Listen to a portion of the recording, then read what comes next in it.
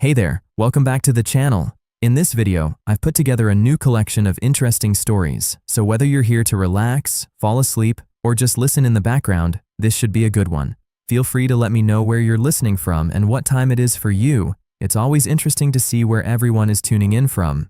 Now, let's start with the first story. It is titled, 1 month after my daughter's wedding, the photographer called me and said, "Sir, I noticed something terrible. Come immediately and don't say anything to your daughter." What he showed me changed everything. The phone rang just as I sat down my coffee. Tuesday morning, quiet house. Financial report spread across my desk. The kind of peaceful moment I'd earned after 40 years building Reynolds Hardware. 3 stores across Phoenix. Good business, good life. I almost didn't answer the unknown number. "Mr. Reynolds." The woman's voice trembled. "This is Carolyn Thornton. I photographed Jack Will's wedding last month. I need to see you immediately alone. Please don't tell your daughter." My hand tightened on the phone. "What's wrong?" "I can't explain over the phone, but I found something in the photographs. Something very serious." The air in my office changed. Became thinner somehow. "What kind of something?" "Tomorrow morning, 9 o'clock, my studio downtown. Please, Mr. Reynolds, come alone." Before I could respond, Wendy's voice exploded from the kitchen. "Ben, I told you 3 times already. I need that car. My Honda is embarrassing. You promised you'd ask him today." Benjamin's laugh rumbled from the living room, some television show blaring beneath it.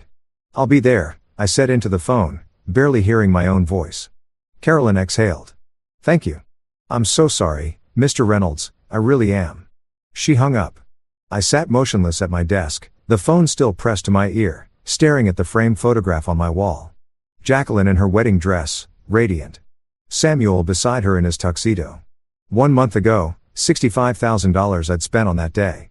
Worth every penny to see my eldest daughter happy. Something very serious in the photographs. "Dad." Wendy appeared in my doorway, phone in one hand, car keys in the other. "Did you hear me? I need money for a new car. The Honda is 7 years old, and it's humiliating." I looked at my youngest daughter, 31 years old, living in my house for 4 years now, temporarily, she'd said when she moved in after her divorce. Benjamin had followed 6 months later. "No rent, no end date. We'll talk about it later, sweetheart." "Later. I need to go to the dealership this week. Melissa got a new Lexus and I can't keep showing up in that piece of junk." I turned back to my computer screen. The numbers blurred. "Dad, are you listening?" "Later." "Wendy." She huffed and disappeared. Her footsteps stomped up the stairs. A door slammed. I picked up my coffee. Cold now. Through my office window. The Paradise Valley morning stretched bright and cloudless. July heat already building. Everything looked normal. Felt wrong. The day crawled forward. I tried focusing on inventory reports, quarterly projections, payroll schedules. My mind kept circling back to Caroline's trembling voice. The wedding had been perfect, hadn't it? Jacqueline had glowed. Samuel had been attentive. The ceremony at the Botanical Gardens, reception at that upscale resort, everything elegant, tasteful, expensive. What could possibly be wrong with the photographs? Around noon, Benjamin wandered into my office without knocking. Never knocked. Just walked in like he owned the place. "Hey, Pops. Wendy says you're being weird about the car thing." I didn't look up from my computer. I said we'd discuss it later. "Yeah, but she's pretty set on it. Maybe just give her the money, keep the peace." He leaned against my doorframe, arms crossed. 38 years old, no job. Living off my daughter's allowance, which meant living off me. "Benjamin, I'm working." Sure. Just saying. Happy wife, happy life, right?" He grinned and left. Happy wife. He'd never married Wendy. 4 years together, living in my house, and he couldn't be bothered to make it official. But he had opinions about how I should spend my money. I stood and walked to my window. Below, my pool sparkled unused. The guest house where Wendy and Benjamin stayed sat at the far edge of the property. Separate entrance, full kitchen, 2 bedrooms. I'd had it built, thinking visiting grandchildren might use it someday. No grandchildren, just Wendy and Benjamin. The afternoon bled into evening. I heated leftover pasta, ate alone at my kitchen counter while Benjamin occupied my living room, and Wendy video called someone upstairs, her laugh piercing through the ceiling. At 7:30, my doorbell rang. Jacqueline stood on my front step, perfect as always. Tailored blazer, designer jeans, that smile she'd inherited from her mother. My eldest, my successful one, marketing executive, beautiful home, well, apartment currently married to Samuel Pfizer, investment banker. Hi, Daddy. She kissed my cheek and walked past me into the house. I was in the neighborhood. Thought I'd stop by. Paradise Valley to her place in Scottsdale wasn't the neighborhood, but I didn't mention it. She settled onto my couch, crossed her legs, looked around the living room like she was appraising it. How are you? You look tired. Long day, business things. She picked up a framed photo from my side table. Her and Wendy as children. Studied it. Set it back down slightly off center. Samuel and I have been house hunting. We found the most incredible place in Scottsdale. 4 bedrooms, pool, mountain views. Absolutely perfect. I sat in the chair across from her, waited. The thing is, we need to move fast. Market's competitive right now. We need help with the down payment. She smiled warmly. $40,000. You understand, right? After everything you spent on the wedding, this is just completing the picture. Helping us start our life together properly. $40,000 said like she was asking to borrow my truck. Something in my chest tightened. That hollow feeling from earlier expanded. 40,000, I repeated. Is that a problem? A slight edge entered her voice. So slight most people wouldn't catch it. Dad, we need to move fast. The market is competitive. I thought you'd want to help us start our life together properly. I looked at my daughter. Really looked at her. The designer clothes, the manicured nails, the practiced warmth that didn't quite reach her eyes. Let me think about it, sweetheart. Her smile faltered just for a second. Think about it, Dad. This is important. Samuel and I need to review some things first. She stood abruptly. Fine, but don't take too long. We can't lose this house. She grabbed her purse, kissed my cheek again, colder this time. Love you, Daddy. Call me soon. I watched her Mercedes pull away, standing in my doorway. $40,000 delivered like I'd already agreed, like my money was her money. Benjamin's laughter echoed from the living room, sports highlights on my television, his beer bottle sweating onto my coffee table. I walked back inside, but something had shifted. The house felt different. Or maybe I was seeing it clearly for the first time. My phone sat on the hall table where I had left it. Caroline's number still in the call log. Tomorrow morning, her studio. Whatever she'd found on those wedding photographs, I had a feeling it would explain this hollow sensation spreading through my chest. I picked up the phone and looked at Jacqueline's last text. Thanks for understanding about the house, Dad. Love you. I hadn't agreed to anything, but she'd assumed. They all assumed. I left the house before Wendy woke up. Didn't want questions. Didn't want Benjamin asking where I was going with that look he got.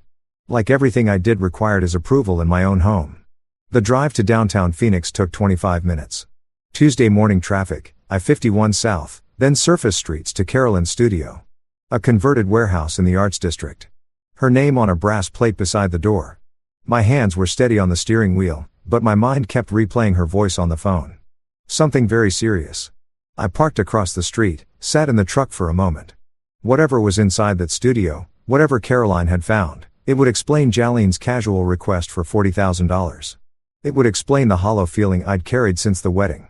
I knew it would. I just didn't want to know how. The studio smelled like coffee and printer ink. Professional photographs lined the walls. Weddings, families, corporate headshot. Caroline met me at the door, younger than I'd remembered from the wedding day. Mid-40s maybe. Nervous hands, apologetic eyes.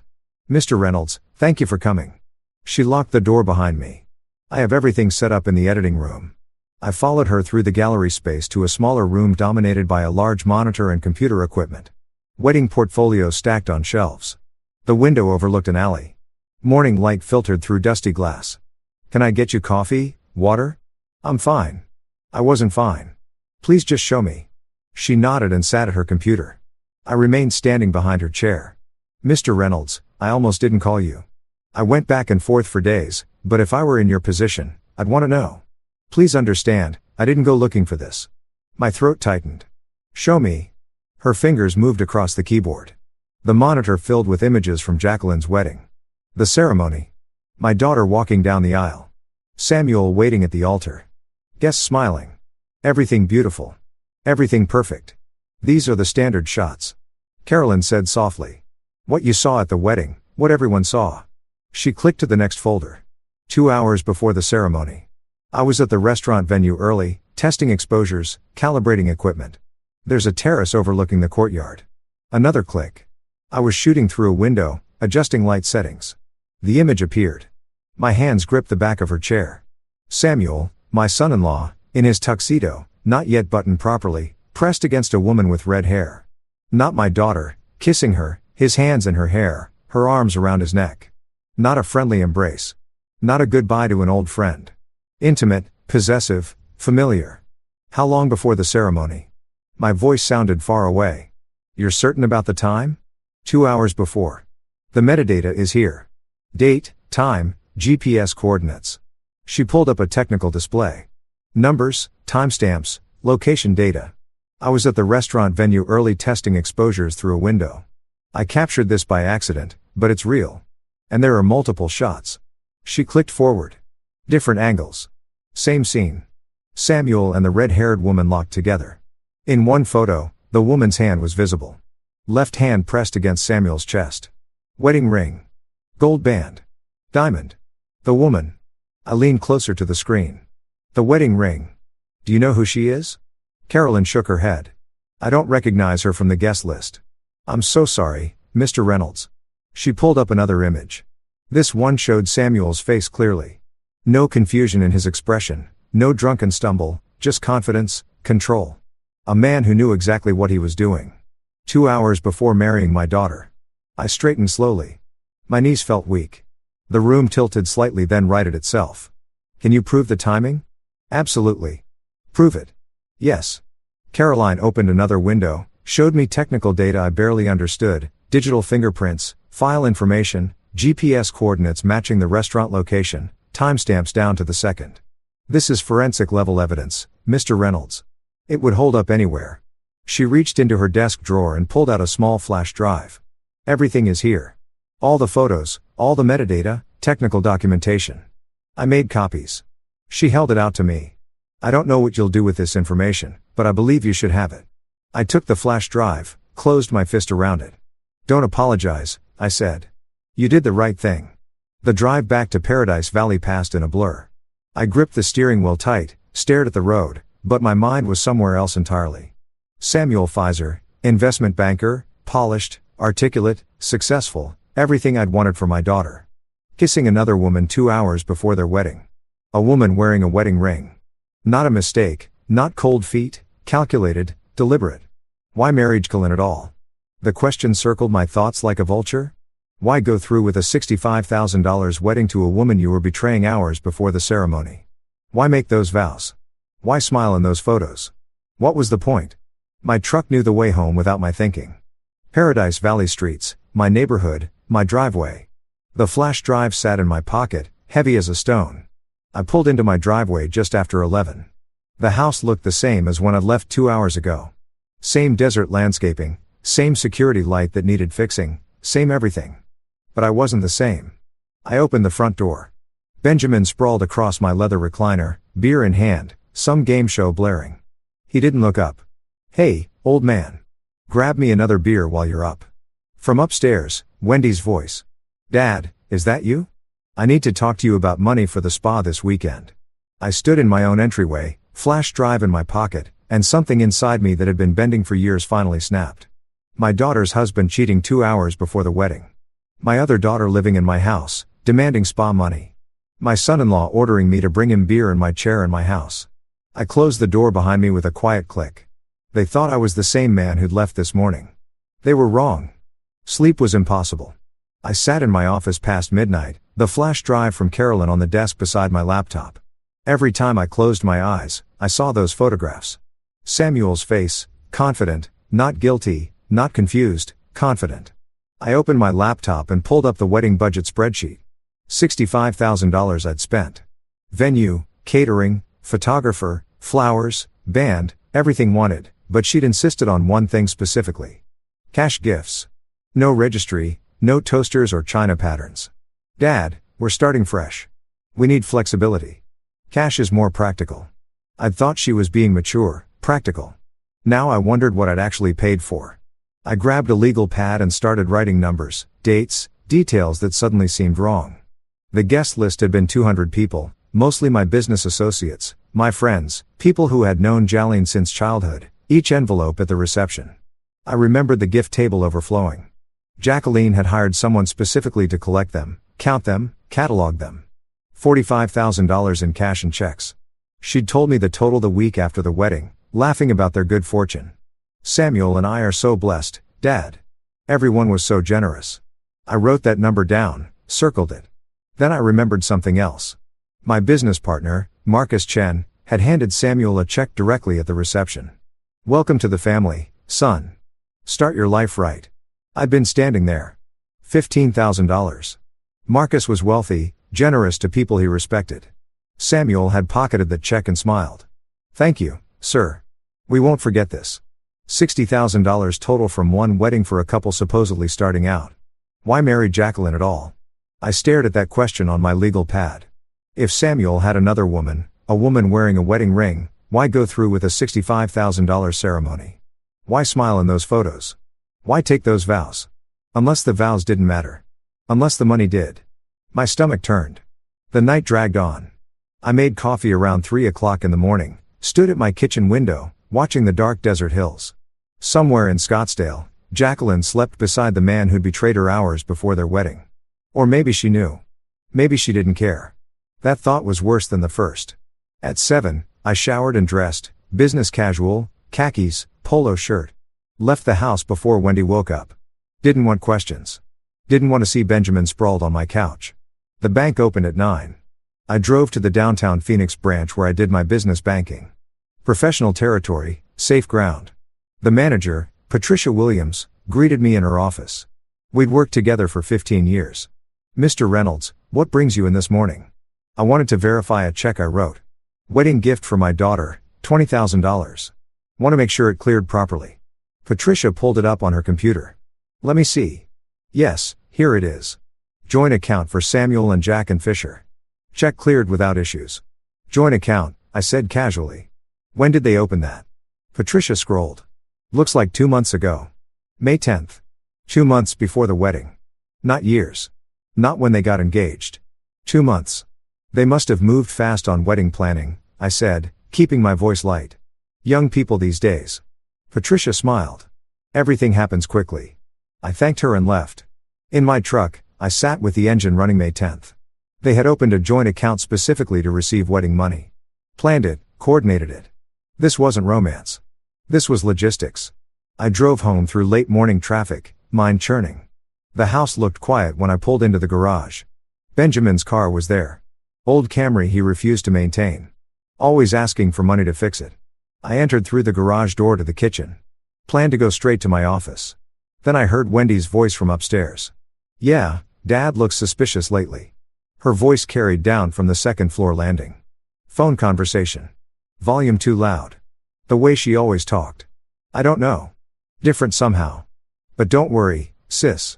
Ben and I can stretch this another 6 months easy. By then, he'll cave and buy us that condo just to get rid of us. I froze in the hallway. Jacqueline's voice came through the phone speaker. Wendy had it on high volume, laughing. Perfect. I've got 2 more months of playing happy wife. Then I file. Half those gifts are legally mine in Arizona. Samuel already agreed to 60-40 split. Easiest $45,000 I ever made. My hand found the wall, steadied myself. Wendy laughed. And Sam's little girlfriend doesn't even know about the plan. This is perfect. Dad's so busy feeling proud of your marriage. He doesn't see anything. Keep him distracted. Jacqueline said. Make him think you need something big. That way when I ask for the house down payment, it won't seem excessive by comparison. Already on it. Asked him for a new car yesterday.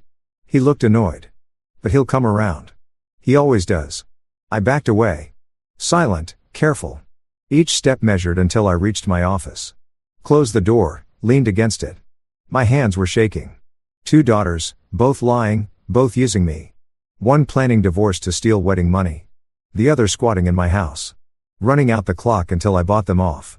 Playing happy wife. Easiest $45,000 I ever made. I'd almost let it happen. Almost written Jacqueline that $40,000 check for her house down payment. Almost. I sat down at my computer, typed property lawyer, Phoenix, Arizona. Robert McKenzie's name appeared third in the search results. 25 years experience, real estate law, family trusts, asset protection. His office had an opening tomorrow morning at 9 o'clock. I made the appointment. Then I sat back in my chair and looked at my closed office door. Beyond it, Wendy was probably still on the phone. Benjamin was probably still planted on my couch. Both comfortable, both confident. They had no idea what was coming. I didn't either. Not exactly. But tomorrow I'd start finding out. Tomorrow I became something other than a wallet with a heartbeat. Mackenzie's office was in a glass building downtown, 23rd floor. I arrived 10 minutes early and spent them in the parking garage organizing my folder one last time. Wedding spreadsheet. Flash drive from Carolyn. My notes from last night. 3 pages of timelines. Quotes, dollar amounts, evidence. The elevator ride up felt longer than it was. I'd made business decisions for 40 years, negotiated supplier contracts, handled employee disputes, weathered economic downturns. This shouldn't feel different, but it did. This was my family, my daughters. The elevator doors opened. No, not family. Not anymore. They'd made that choice when they turned me into a transaction. The reception area was professional. Glass desk, leather chairs, abstract art I didn't understand but recognized as expensive. A woman looked up from her computer. Mr. Reynolds, Mr. Mackenzie is ready for you.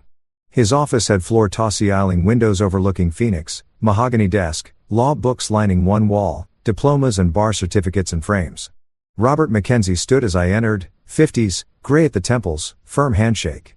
Mr. Reynolds, please have a seat. Can I offer you coffee? Yes, black. He poured from a kerf on the credenza, handed me a ceramic mug, settled behind his desk. I reviewed your intake form. You mentioned property issues and family matters. Tell me what's happening. Start wherever makes sense to you. I placed my manila folder on his desk. Opened it methodically. A month ago, I paid for my daughter's wedding, $65,000. 3 days ago, the photographer showed me pictures of my son-in-law with another woman 2 hours before the ceremony. Yesterday, I discovered my daughters planned this. The marriage was a scam to collect cash gifts and split them. Mackenzie's pen paused over his legal pad. When you say plan this, you have evidence both your daughter and her husband intended to divorce from the beginning. I overheard my younger daughter on the phone with her sister. Quote, 2 more months and I file for divorce. Half the gifts are legally mine. Samuel already agreed to 60-40. Those were my daughter's exact words. I slid the flash drive across his desk. The affair photos are here. Metadata included. Timestamps, GPS coordinates, everything. Mackenzie inserted the drive into his computer, clicked through files. His expression didn't change, but his jaw tightened slightly. And your younger daughter, Wendy? She's been living in my house for 4 years. Her boyfriend with her. No rent, no lease, constant money demands. I pulled out my handwritten notes. Yesterday's phone call, she told Jack and they'd stretch it another 6 months until I bought them a condo. Mackenzie made notes, circled specific details, underlined 4 years and no lease. Mr. Reynolds, in Arizona, property law is very clear. Your house is your property. If there's no written rental agreement and you've indicated there isn't, you have the right to begin eviction proceedings. The standard timeline is 30 days after written notice. And my younger daughter, her boyfriend, they've lived there 4 years without paying rent. Can they fight this? Not successfully. Without a lease, they're essentially guests who've overstayed. Arizona law protects property owners. The 30-day notice is a courtesy, not a negotiation. Something loosened in my chest. A courtesy, not a negotiation. Mackenzie pulled a thick book from his shelf. Arizona Property Code, opened to a flagged section, turned it so I could read. I leaned forward, scanned the legal text, residential tenancy requirements, notice periods, eviction procedures. It's straightforward, Mackenzie said. We draft a formal notice. You serve it personally or via certified mail. They have 30 days to vacate. If they refuse, we file with the court for removal. Given the lack of any rental agreement, judges rule quickly on these cases. What about the rest? I looked up from the book. My assets, my business. I don't want them getting anything when I'm gone. They've made it clear. I'm just a resource to them. Mackenzie closed the property code. That's where an irrevocable trust becomes valuable. We transfer your assets, house, business interests, savings into a trust managed by a professional trustee. You maintain control during your lifetime, but after death, distribution follows your instructions. It's much harder to challenge than a simple will. Harder to challenge, I repeated, nearly impossible if structured correctly. A will can be contested. People claim undue influence, mental incompetence, all sorts of arguments. A properly executed irrevocable trust established while you're clearly competent and acting freely. That's a different legal standard entirely. I sat back. How soon can we start?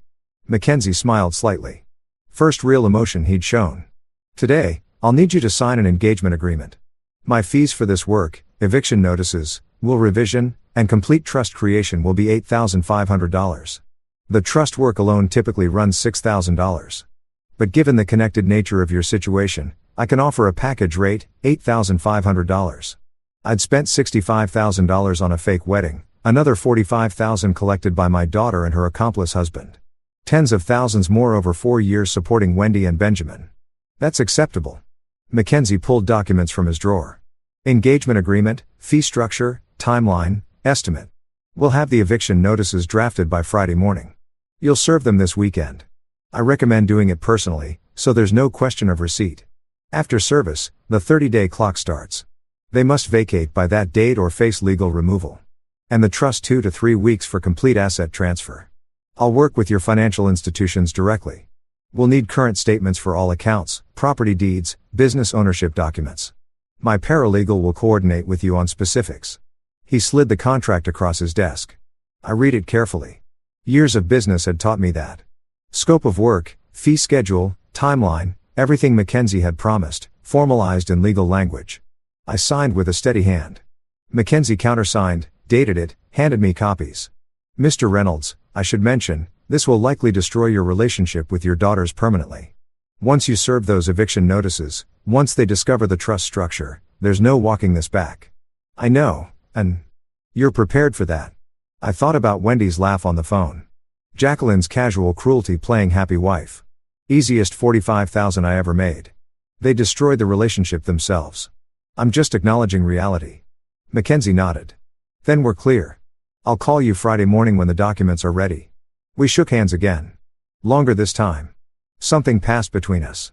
Professional respect, maybe. Understanding. I left his office with copies of the contract, timeline outline, trust structure, summary, legal documents that meant one simple thing. I was taking my life back. The elevator down was faster than the ride up. Gravity working in my favor. In the parking garage, I sat in my truck with the contract copies on the passenger seat.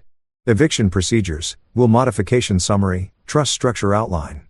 My phone buzzed. Text from Jacqueline. Dad, did you think about the down payment? We really need an answer.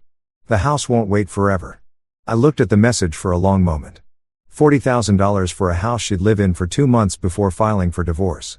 I deleted the text without responding. Then I started the truck and headed home.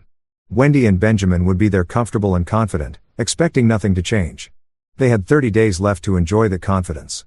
I had 30 days to prepare for war. The envelopes arrived Friday morning.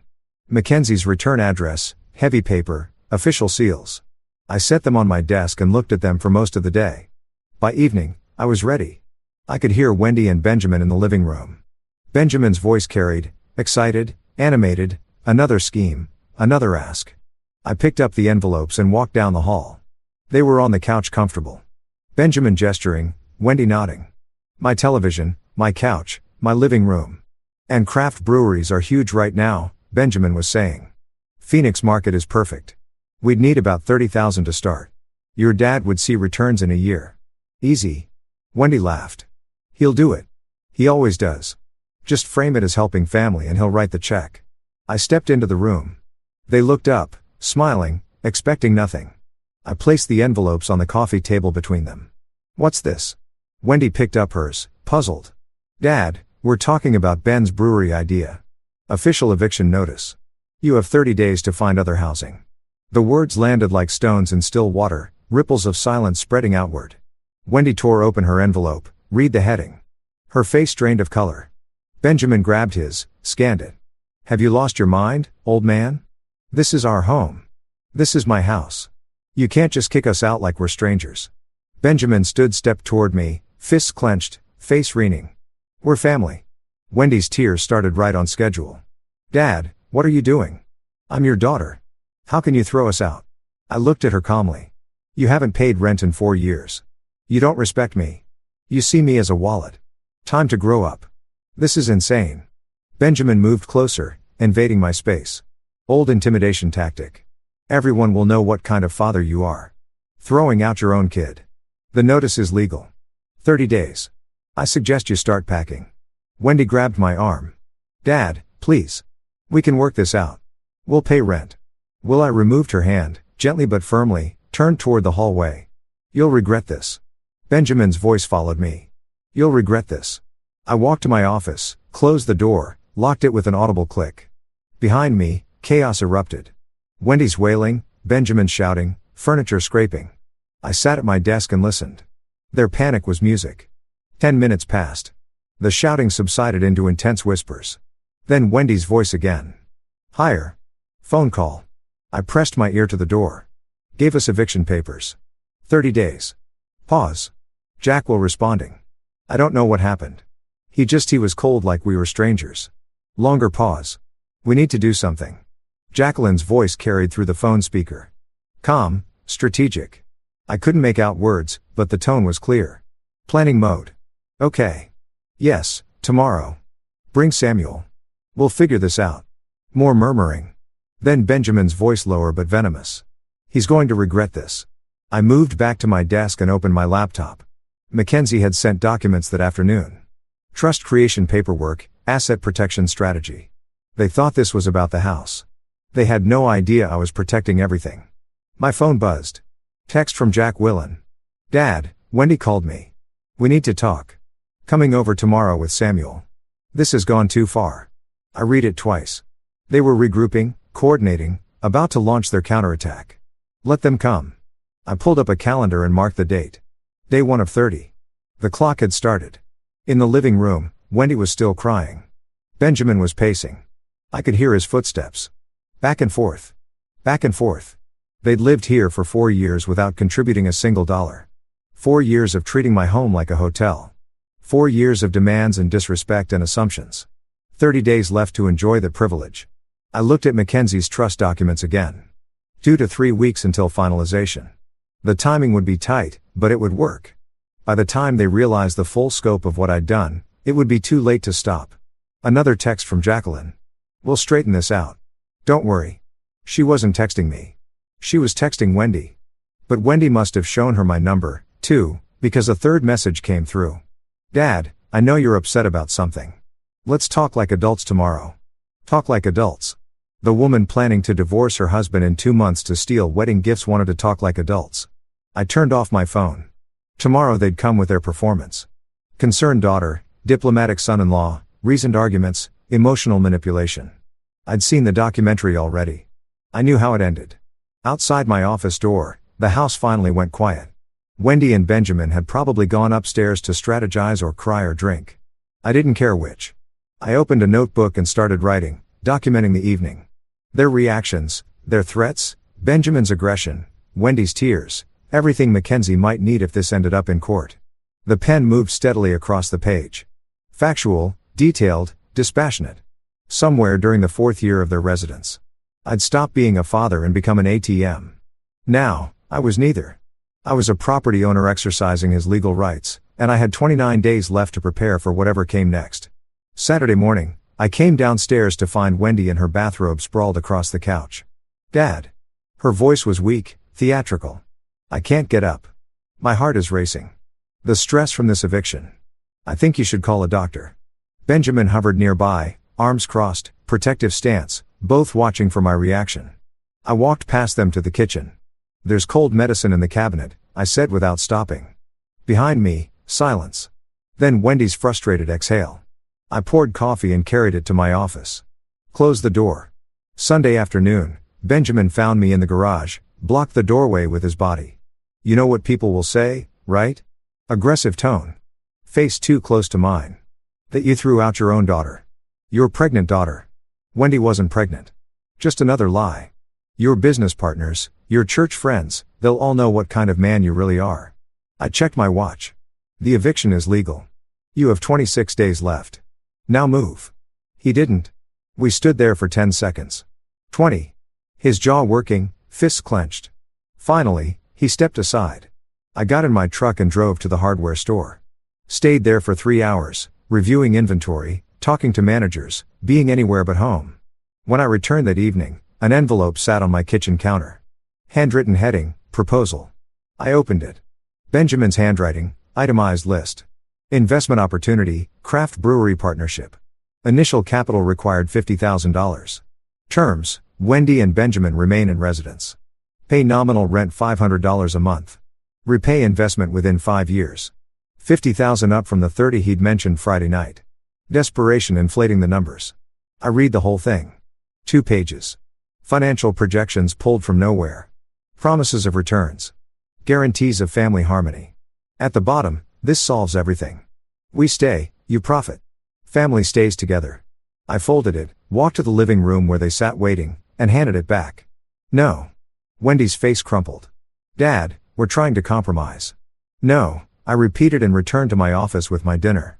Through the wall, I heard their frustrated whispers, accusations, disbelief, the sound of dishes slamming.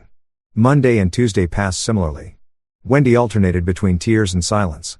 Benjamin oscillated between threats and bargaining. I maintained my routine. Work, home, office, meals alone.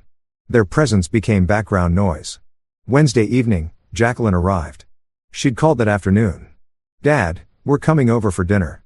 Samuel and I. We need to talk as a family. Not a request, an announcement. They arrived at 6. Jacqueline carried grocery bags. We're cooking tonight. You work too hard.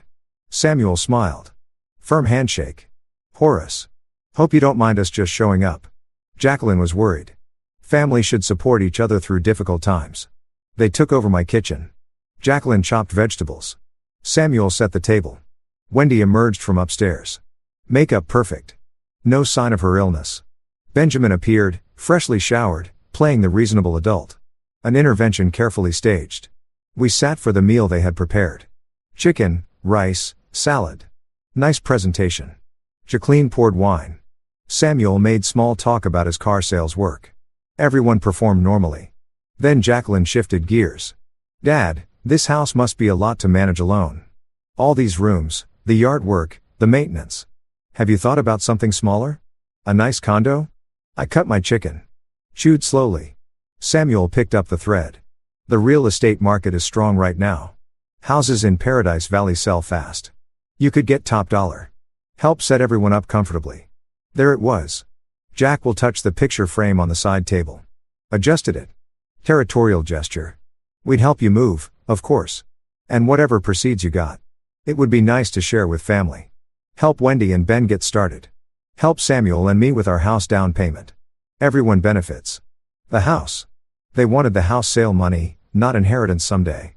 Now, the realization clicked into place with perfect clarity. Dad, I'm just saying you're getting older.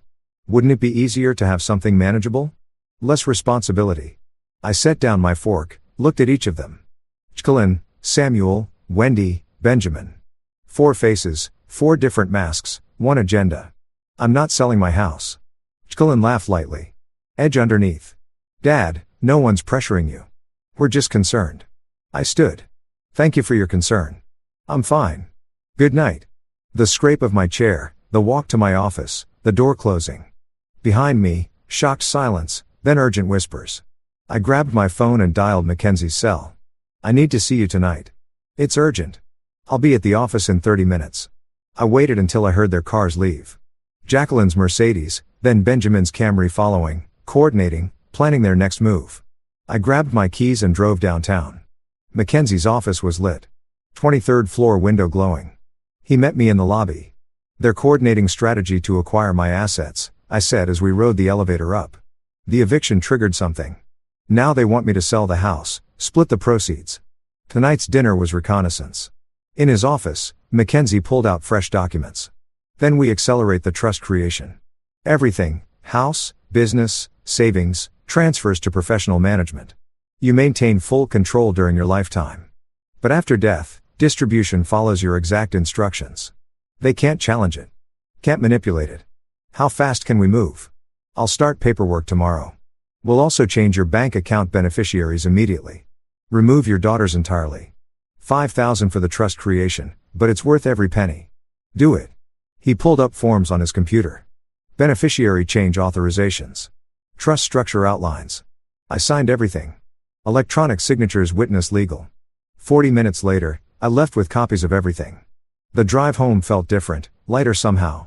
I arrived near midnight. The house was dark except for the living room lamp. Inside, Wendy and Benjamin had gone to bed. Empty wine glasses on my coffee table. They'd probably spent the evening plotting with Jacqueline on speakerphone. Let them plot. I had copies of the trust paperwork in my briefcase. Mackenzie would start asset transfers tomorrow. Within 3 weeks, everything I'd built would be protected. My phone showed 3 missed calls. Jacqueline, no messages. She knew something had shifted tonight. Maybe sensed that dinner conversation revealed too much. I thought about their performance. Samuel's diplomat act. Jacqueline's suggestion to sell the house. Everyone benefits. Everyone except me. They'd miscalculated. Thought I was a weak old man they could manipulate into surrendering my life's work. I was done being weak. 26 days until Wendy and Benjamin left. 3 weeks until the trust was finalized. They had that long to enjoy feeling like they still had leverage. I had that long to make sure they'd never manipulate me again. 2 weeks had passed since I'd served the eviction notice. 15 days remained. I set the dining room table myself that evening. 5 place settings. The good china I hadn't used since my daughters were children. Cloth napkins, water glasses. At my seat, I placed a manila folder face down. The folder contained 8 printed photographs. Samuel and a red-haired woman, time-stamped, geotagged. 2 hours before his wedding to my daughter.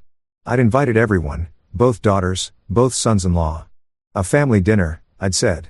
They arrived separately, Jacqueline and Samuel first, 15 minutes early. I heard them in the living room, whispered conversation with Wendy and Benjamin, coordinating, planning their approach. I called them to the table. The tension was immediate. They sat, exchanged glances, waited. I served roasted chicken and vegetables.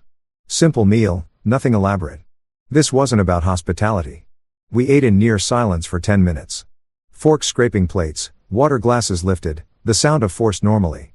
Then Jacqueline started. Dad, we've all been talking. The situation with Wendy, it's stressful for everyone. Maybe it's time to think about simplifying the house, the business.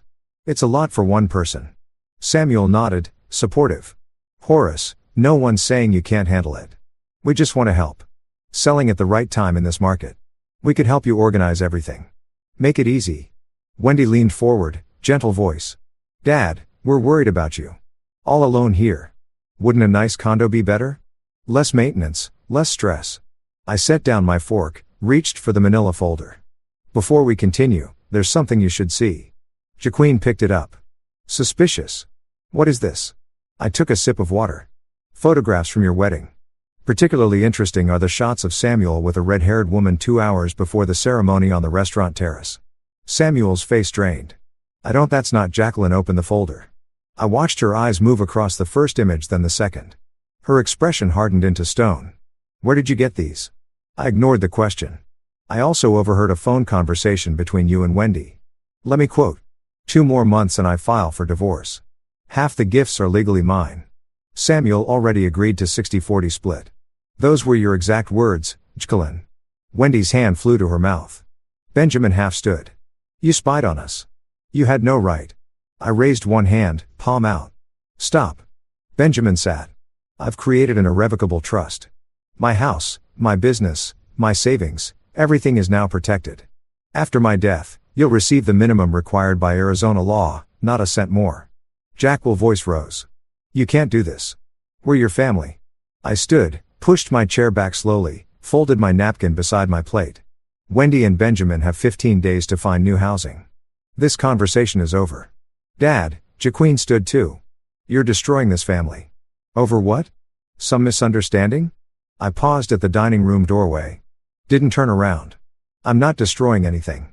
I'm protecting what I built from people who saw me as a resource, not a father. I walked down the hall to my office, closed the door, locked it. Behind me, voices erupted. Jacqueline shouting. Samuel's defensive protests. Wendy crying. Benjamin's angry curses. I sat at my desk and opened my laptop. Email from Mackenzie sent an hour ago. Trust documents ready for final signature. Can you come in tomorrow morning? I typed back 9 a.m. from the dining room. The argument continued. Jacqueline demanding I come out. Benjamin threatening to break down the door. Empty threat. Wendy sobs carrying down the hallway. They could argue all night. It wouldn't change anything. The photos were on the table. The truth was spoken. The trust was nearly complete. 15 days until Wendy and Benjamin left my house. However long it took for Jolene and Samuel's fraudulent marriage to collapse on its own, I'd spent 2 weeks watching them manipulate, scheme, coordinate, watching them treat my home like their playground and my wallet like their property. Now they knew I'd been watching back and I'd already won. Mackenzie's office at 9 the next morning. Jennifer Chan was already there, a specialist in estate planning he'd brought in to finalize the trust. Mr. Reynolds, she shook my hand. 50 professional, efficient papers spread across the conference table like a legal fortress. Everything's ready for your signature. I sat down and started signing. Page after page, initials here, full signature there, transfer of primary residence, business interests, bank accounts, investment portfolios, all moving into the irrevocable trust structure. This transfers your house to trust management, Jennifer explained. Upon your death, distribution follows these instructions. Minimum legal requirement to immediate family. Remainder to the charities you selected. And my daughters can't challenge this. They can try. Her voice was certain. But irrevocable trusts are extremely difficult to overturn. This is as protected as assets can be. I signed the final page. Done. 40 years of work. Protected. I drove home feeling lighter than I had in months. The next 13 days became a masterclass in psychological warfare. Day 2, I found my coffee maker shattered on the kitchen floor. Benjamin lounged at the table. Newspaper spread in front of him. Oh, that he shrugged. Slipped out of my hands this morning. Accidents happen. I swept up the glass without comment. 11 days, I said, tossing the pieces in the trash. Day 4. I heard Wendy talking to Mrs. Patterson over the back fence. Our neighbor. I watched from the window. Wendy dabbed her eyes with tissue, dramatic gestures. He's throwing us out with nowhere to go. I don't know what's gotten into him. Mrs. Patterson looked uncomfortable. I'm sure you and your father will work things out, dear. I don't know. He's changed. It's like he's not the same person. I turned away from the window. Let her perform for the neighbors. It changed nothing. Day 7. Jacqueline arrived with a woman carrying a clipboard. Dad, this is Dr. Morrison. She's a psychologist. We thought it might help to talk. I remained standing, arms crossed. I didn't agree to any conversation. The woman smiled professionally. Mr. Reynolds, your daughter is concerned about recent behavioral changes.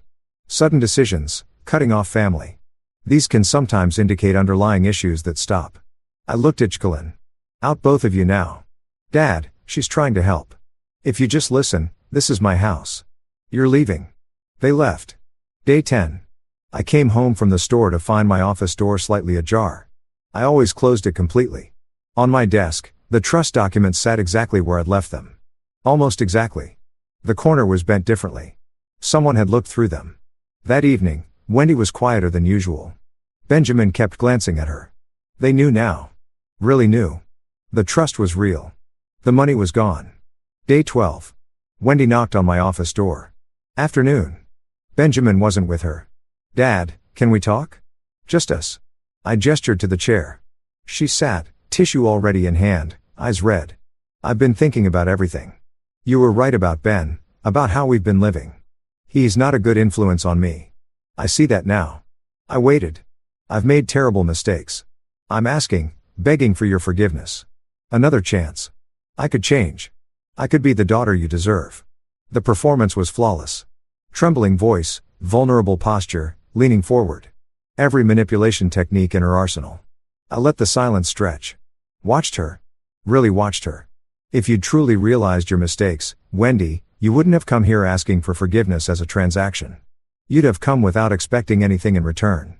But you're asking for the house, for money, for me to change my mind about the trust. No, I just want me to believe Benjamin corrupted you, that you're a victim. But I heard you on the phone with Jolene planning this. You were laughing both of you about manipulating me. Her face changed. Tears stopped. Voice went hard. Fine. Fine. You want to be alone? Be alone. But don't expect us to care what happens to you. I didn't stand, didn't react. 8 days, Wendy, start packing. She turned and walked out. The door slammed hard enough to rattle the frame. Through the ceiling, I heard her stomping upstairs. Benjamin's voice questioning. Then Wendy's angry response, words muffled, but tone clear. She was telling him it hadn't worked, that I wouldn't cave, that they needed to actually find an apartment. Reality finally breaking through. I pulled up my calendar. 8 days until the eviction deadline. Mackenzie had already arranged for the sheriff if they refused to leave voluntarily. My phone showed a text from Jacqueline. "I hope you're happy. You've destroyed this family." I deleted it without responding. The trust document sat in my desk drawer, signed, notarized, filed. Every asset I had spent 40 years building, protected. The house was mine. The business was secure. My will reflected my choices, not their expectations. 8 more days of their presence. 8 more days of psychological warfare. I no longer felt. Then silence, space, peace. For the first time in 4 years, I'd have my house back.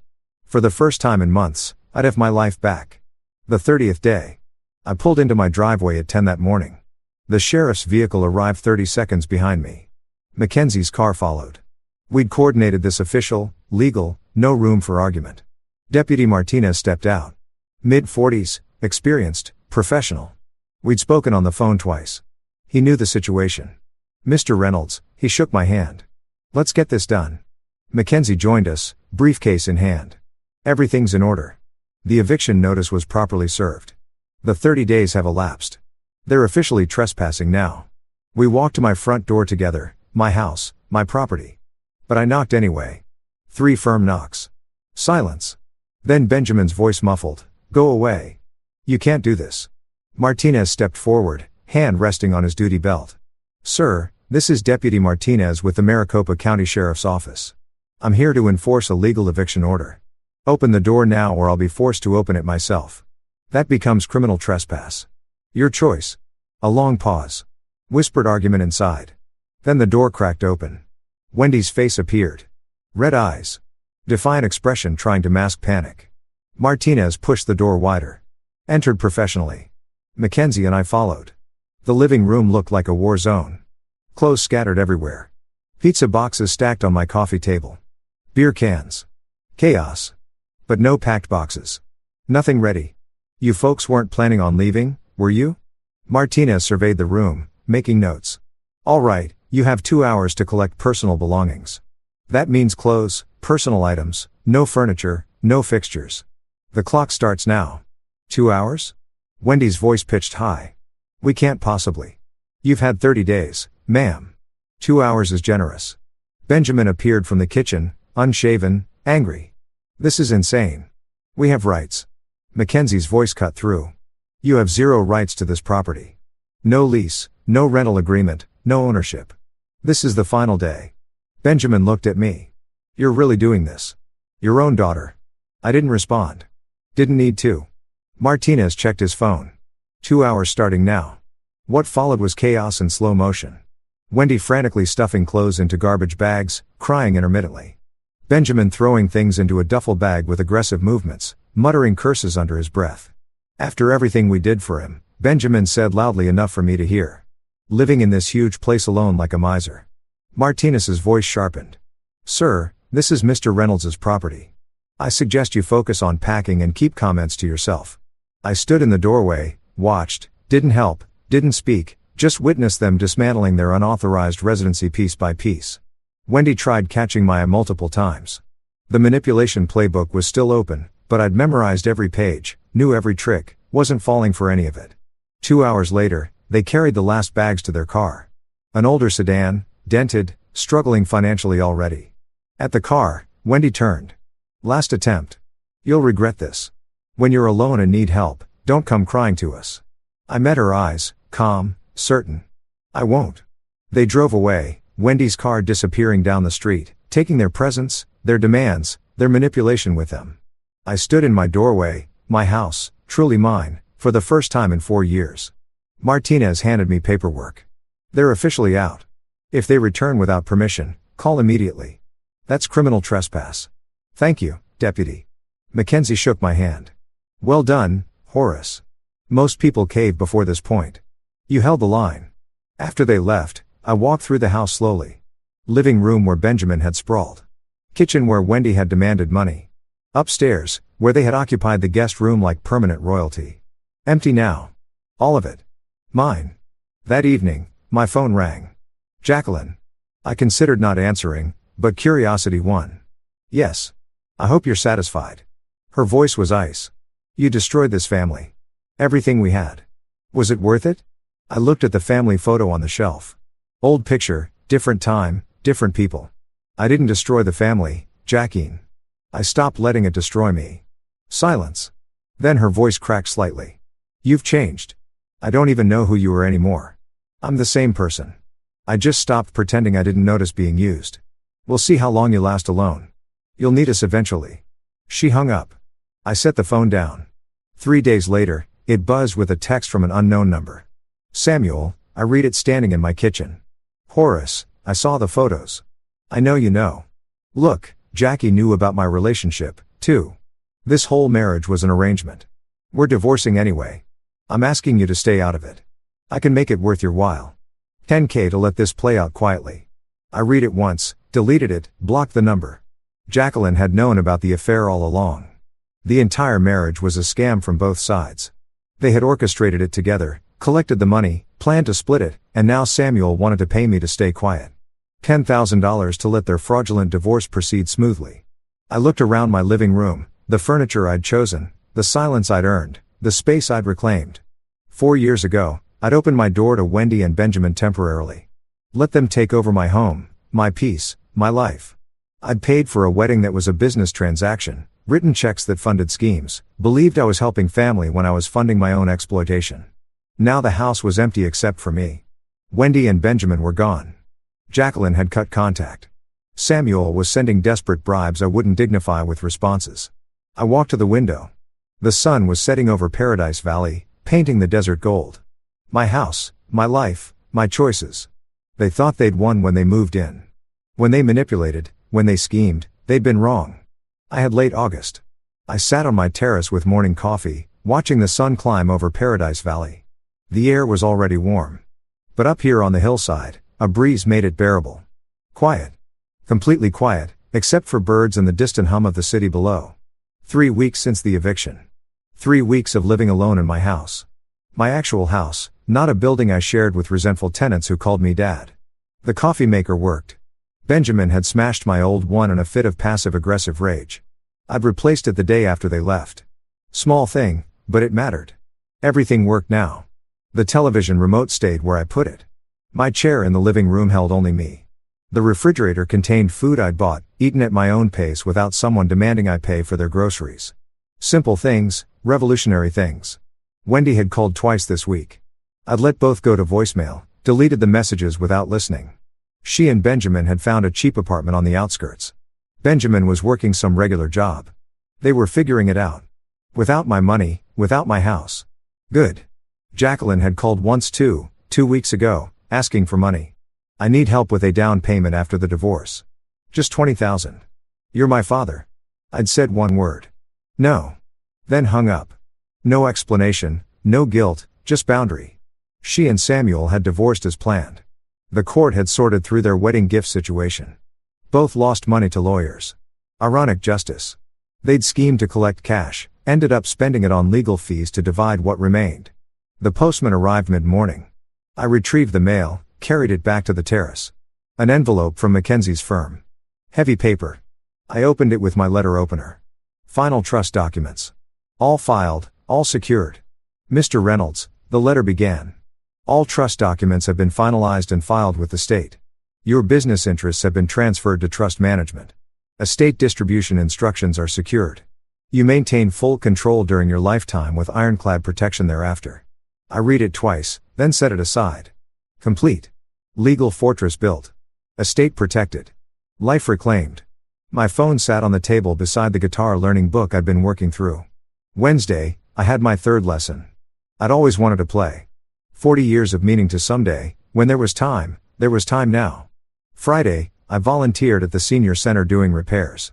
My hardware expertise useful, helping people who needed it, who appreciated it, who didn't demand it as entitled, right? The phone rang. Unknown number. I almost didn't answer, then did. This is Horace, Mr. Reynolds. A woman's voice familiar. This is Carolyn Thornan, the photographer from your daughter's wedding. I hope you don't mind me calling. I've been thinking about you, wondering how things turned out. Carolyn, the woman who'd shown me the truth. Carolyn, no, I don't mind at all. Actually, I'm glad you called. Relief in her voice. I wasn't sure if I should. That day in my studio showing you those photos, I've thought about it so many times. I hope I did the right thing. You did. You absolutely did. Those photos changed everything. You gave me truth when everyone else was feeding me lies. And how are things now, if you don't mind me asking? I looked out over the valley, the morning light, the peace. Things are good, Carolyn. For the first time in a very long time, maybe years, things are truly good. I'm so glad to hear that. You deserve peace. I surprise myself. Would you like to get coffee sometime?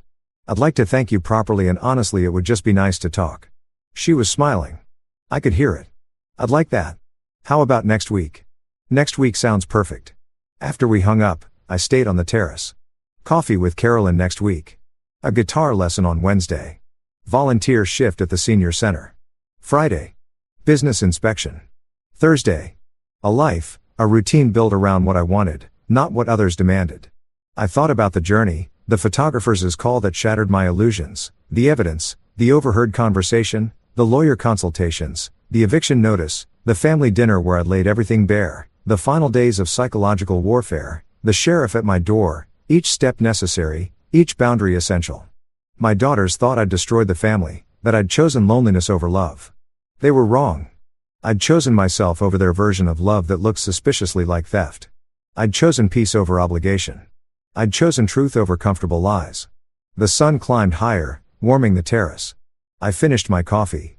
Inside, the guitar waited. A life waited. A future built on honest foundations, not manipulative quicksand. Wendy would call again. I'd let it go to voicemail again. Benjamin might text.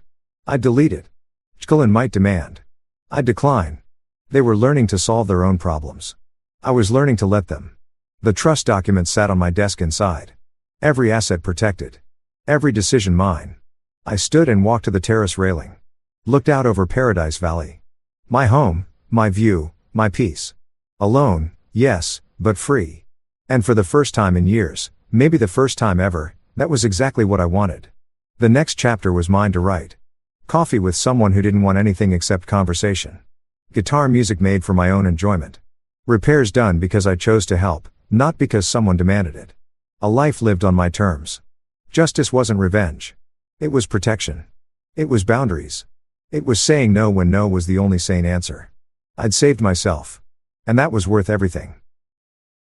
And that concludes this story. That was a pretty wild one if you ask me. Let me know what you think about it in the comments. Now, let's get right into the next story. It's titled, When my husband passed away, his wealthy boss called me and said I found something. Come to my office right now. Then he added, and don't tell your son or your dill. You could be in danger. When I got there and saw who was standing at the door, I froze. I never thought that after 45 years of marriage, I would feel like a stranger in my own life. But there I was, seated in the front pew at Elijah's funeral, while my son Marcus and my daughter-in-law, Kira, handled every decision as if I didn't exist. Mama, just leave this to us. You just worry about staying calm, Marcus had told me that morning with that condescending voice he had developed over the last few years. Kira nodded beside him with that false smile I'd grown all too familiar with. I stayed quiet because I didn't have the strength to fight. Elijah had died of a heart attack 3 days earlier so suddenly that I still couldn't fully process it. One moment he was eating breakfast with me, talking about the garden he wanted to plant in the spring, and the next I found him collapsed in the garage. I watched the people filling the community church, Elijah's co-workers, neighbors, some distant relatives. Everyone approached Marcus and Kira to offer condolences as if they were the ones who were widowed. I was just an old woman of 68 who needed to be shielded from the trauma. Grandma is very fragile, I heard Kira whisper to someone. Marcus and I are taking care of everything. Fragile. That word hurt more than any empty condolence. Elijah never saw me as fragile.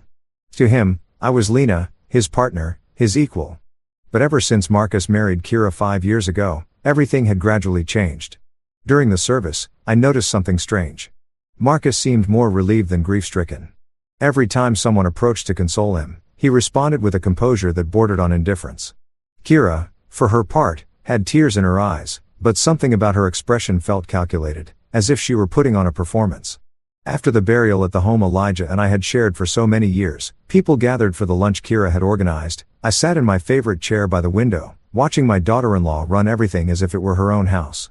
Lena, you should go rest, Kira suggested, approaching me with a cup of tea I hadn't asked for. "It's been a very long day for you." "I'm fine right here," I replied, but my voice sounded weaker than I intended.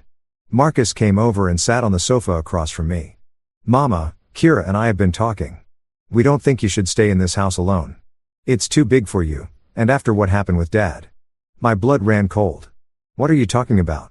"Well," Marcus continued, exchanging a look with Kira, "there are some very nice retirement communities where you'd be safer with people your own age activities." "I am not going to any nursing home," I said, feeling indignation give me strength I didn't know I had. Kira sat beside me, taking my hand with a softness I found unbearable. "It's not a nursing home, Lena. They are elegant senior living facilities, and we could visit you every weekend." "This is my home," I mumbled, but I already felt my resolve crumbling under their pitting gazes. The conversation was interrupted by the phone ringing. Marcus got up to answer it, and I could hear his voice from the kitchen, though not the exact words. When he returned, his expression had changed. "It was someone from Dad's office," he said, looking annoyed. "They wanted to talk to you about some paperwork." "What paperwork?" I asked. "I don't know. I told him you were indisposed, that they could arrange anything with me." Something in his tone bothered me. "Marcus, your father worked at that company for 30 years. If they want to talk to me about something, I have the right to hear it." "Mama, don't worry about those things. We'll handle all the paperwork and legal affairs." That night, after everyone left and Marcus and Kira finally left me alone, I sat on the bed I had shared with Elijah for so many years. The house was too silent, full of memories that now felt distant. That's when my cell phone rang. The number was unfamiliar. "Mrs. Lena Odom," a man's voice said on the other end of the line. "I'm Theodore Vance, your husband's boss at Sterling and Grant Financial." "Mr. Vance," I replied, recalling the name. Elijah had mentioned his boss several times, always with respect. "Ma'am, I am so sorry for your loss." Elijah was an extraordinary man and everyone at the office valued him immensely. "Thank you," I murmured. There was a pause and then his voice became more serious. "Mrs. Odom, I need to see you urgently. There's something you need to know about the last few months of your husband's life." "Something important?" My heart started beating faster. "What kind of thing?" "I can't talk over the phone. Can you come to my office tomorrow morning? And ma'am, it is crucial that you don't tell your son or daughter-in-law anything about this conversation." Elijah was very specific about that. The air caught in my lungs. "Why? What is going on?" "Please, Mrs. Odom, come tomorrow at 10 o'clock in the morning. Your husband asked me that if anything happened to him, I should make sure to speak with you, but only with you." The line cut off and I was left sitting in the dark holding the phone with trembling hands. Elijah had anticipated his death. He had left specific instructions and for some reason those instructions included keeping Marcus and Kira out of the loop. For the first time since his death, I felt like my husband was talking to me from somewhere far away, telling me to pay attention, that this was not the time to be fragile. Something was terribly wrong, and I was the only one who could figure it out. The next morning, I woke up with a determination I hadn't felt in months. For the first time since Elijah's death, I had a clear purpose. I dressed carefully, choosing the navy blue suit Elijah always said made me look elegant and strong. Marcus called early, as he had been doing since the funeral. "How did you sleep, Mama? Kara and I were thinking maybe you should stay with us for a few days." "I'm fine, son," I replied, trying to sound normal.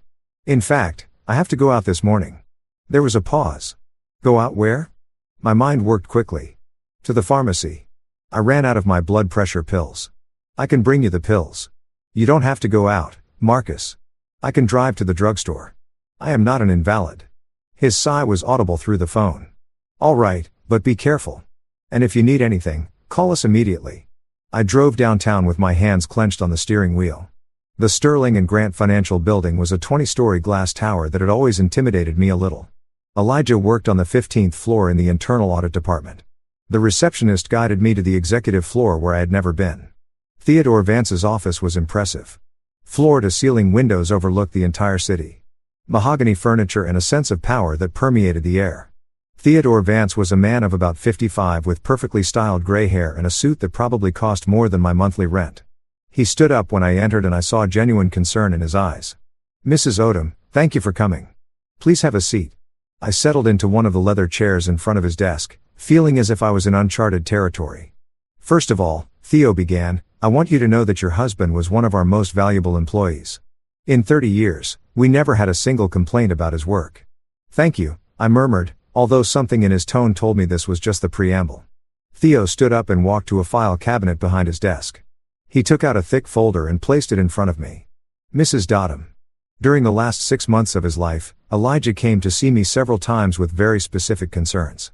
He opened the folder revealing pages and pages of documents, handwritten notes in Elijah's familiar script, and what looked like photographs of other documents.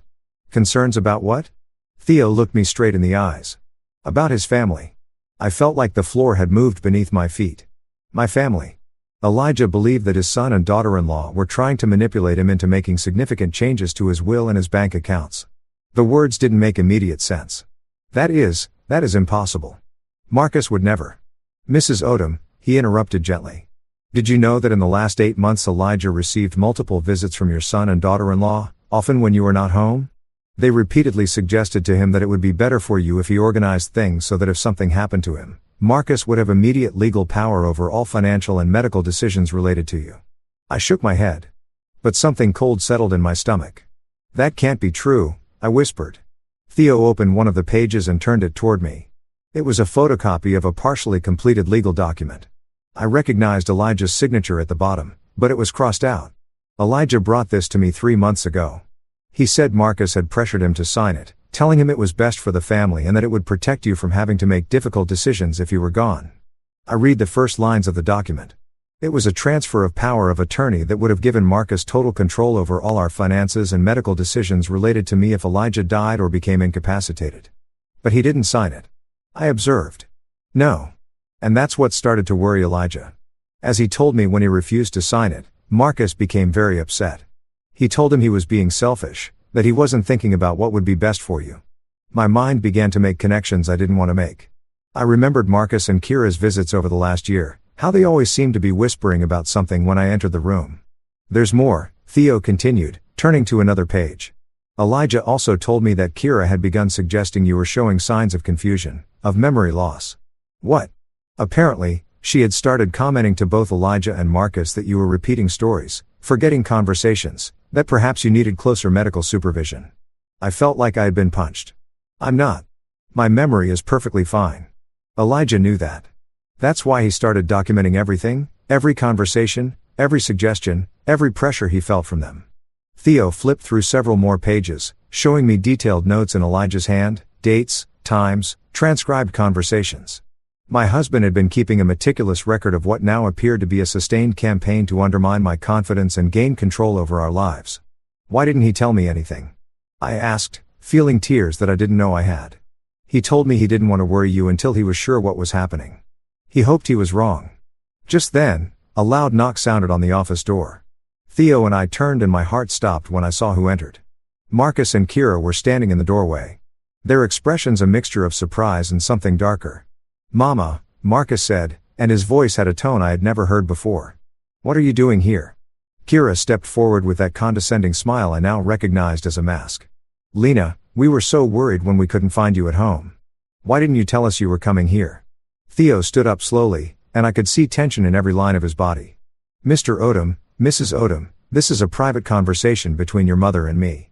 I would appreciate it if you would respect that. Kira let out a forced laugh. With all due respect, Mr. Advance.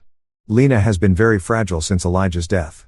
We don't think it's appropriate for her to make important decisions without family supervision.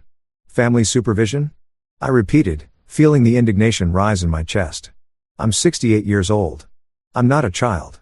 Marcus exchanged a glance with Kira that did not go unnoticed by me. It was the same look they had shared at the funeral, heavy with a meaning I didn't understand. Of course, you're not a child, Mama, Marcus said. But his tone was the same one he would use with a difficult child. It's just that we want to protect you from people who might take advantage of your grief. I looked at Theo, who had remained silent, watching the exchange with a serious expression. Then I looked at the closed folder on the desk, knowing it contained information that would change everything. Theo, I said, using his name deliberately. Could you give me a few minutes to talk to my son and daughter-in-law? He nodded. Of course. I'll be right outside. Once he left, the air in the room changed completely. Marcus visibly relaxed as if he had won something important. Mama, I don't know what that man has been telling you, but you have to understand that people can be very manipulative when money is involved. Money? I asked. Kira sat down in the chair next to me. Lena, honey, We know Elijah had a considerable life insurance policy, and with the house and his savings, there are unscrupulous people who take advantage of widows. Something cold settled in my stomach. How do you two know about Elijah's life insurance? Marcus and Kira exchanged another one of those charged glances. Well, Marcus said, looking uncomfortable for the first time. Dad mentioned it a few months ago when we were talking about making sure you were taken care of if something happened to him. Funny, I said slowly, because Elijah never mentioned those conversations to me. The silence stretched between us. That's when I heard a sound that brought my world to a complete halt. A cough. A cough I would recognize anywhere in the world. The three of us turned toward the door of the private bathroom connected to Theo's office. The door slowly opened and a figure emerged that made my heart stop and then start pounding so hard I thought it would jump out of my chest. Elijah, my husband, the man I had buried 4 days ago, was standing there alive, breathing, looking at me with a mixture of love and apology in his eyes. "Hello, Lena," he said softly. I think I screamed. I'm not sure. What I do remember is that the world started spinning around me, and if Elijah hadn't rushed toward me, I would have fallen out of the chair. "What? How?" I mumbled, touching his face with trembling hands to make sure it was real. Behind us, I heard Kira let out a gasp, and Marcus murmur a word I prefer not to repeat. Elijah held me carefully, his familiar hands steadying me as they had for 45 years. "I'm sorry, my love. I'm so sorry to have put you through this. But it was the only way." "The only way to what?" I asked, though a part of me was already beginning to understand. Elijah looked up at Marcus and Kira, and his expression hardened in a way I had never seen before. "The only way to protect you from them." Marcus found his voice first. "This is impossible. You're dead. We saw you. There was a funeral. There's a death certificate."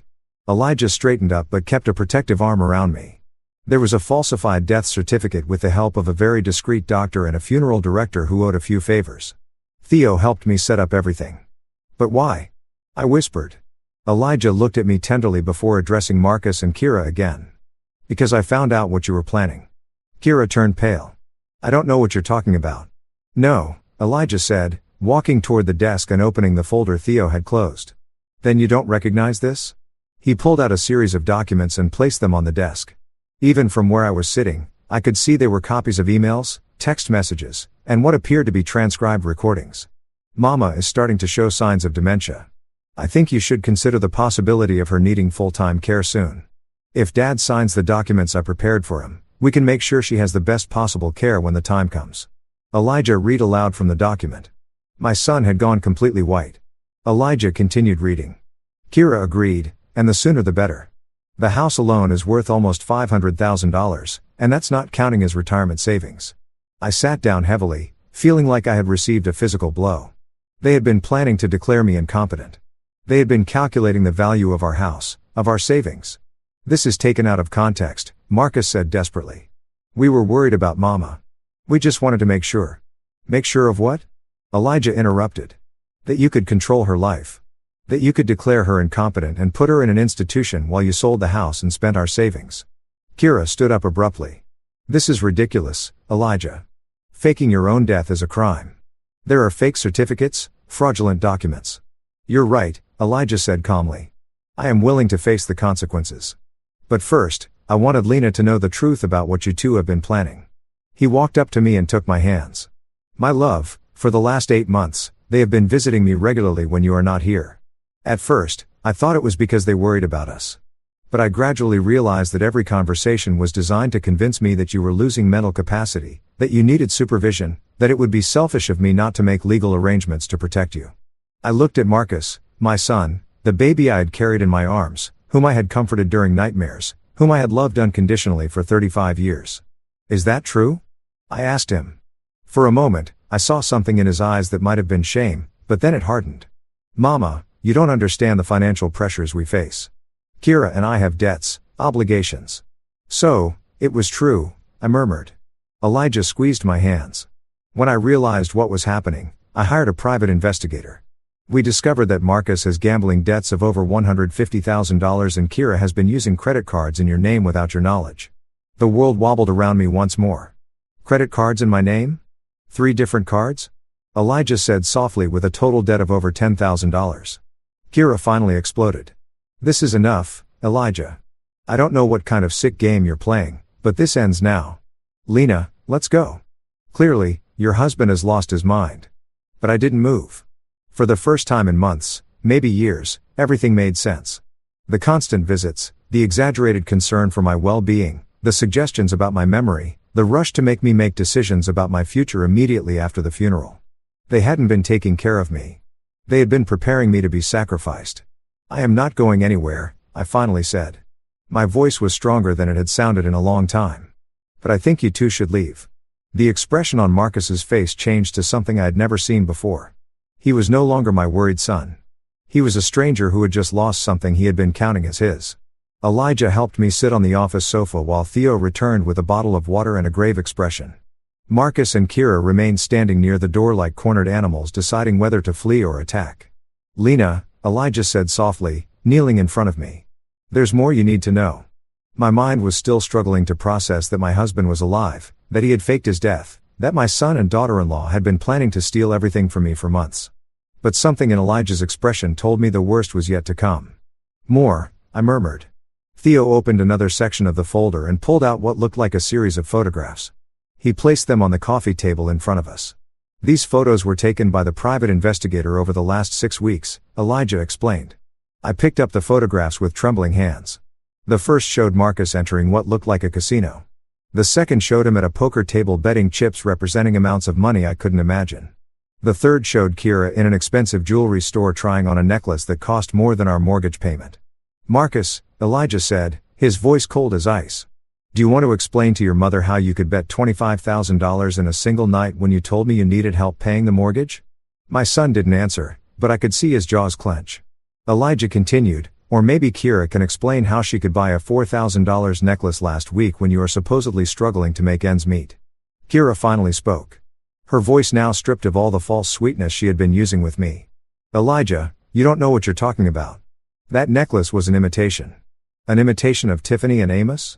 Theo asked, pulling a receipt from the folder. Because we have the receipt here, paid with a credit card in the name of Lena Odom. I felt like I had been slapped. You used my name to buy jewelry. Lena, Kira said, and for the first time, her mask completely cracked. You don't understand.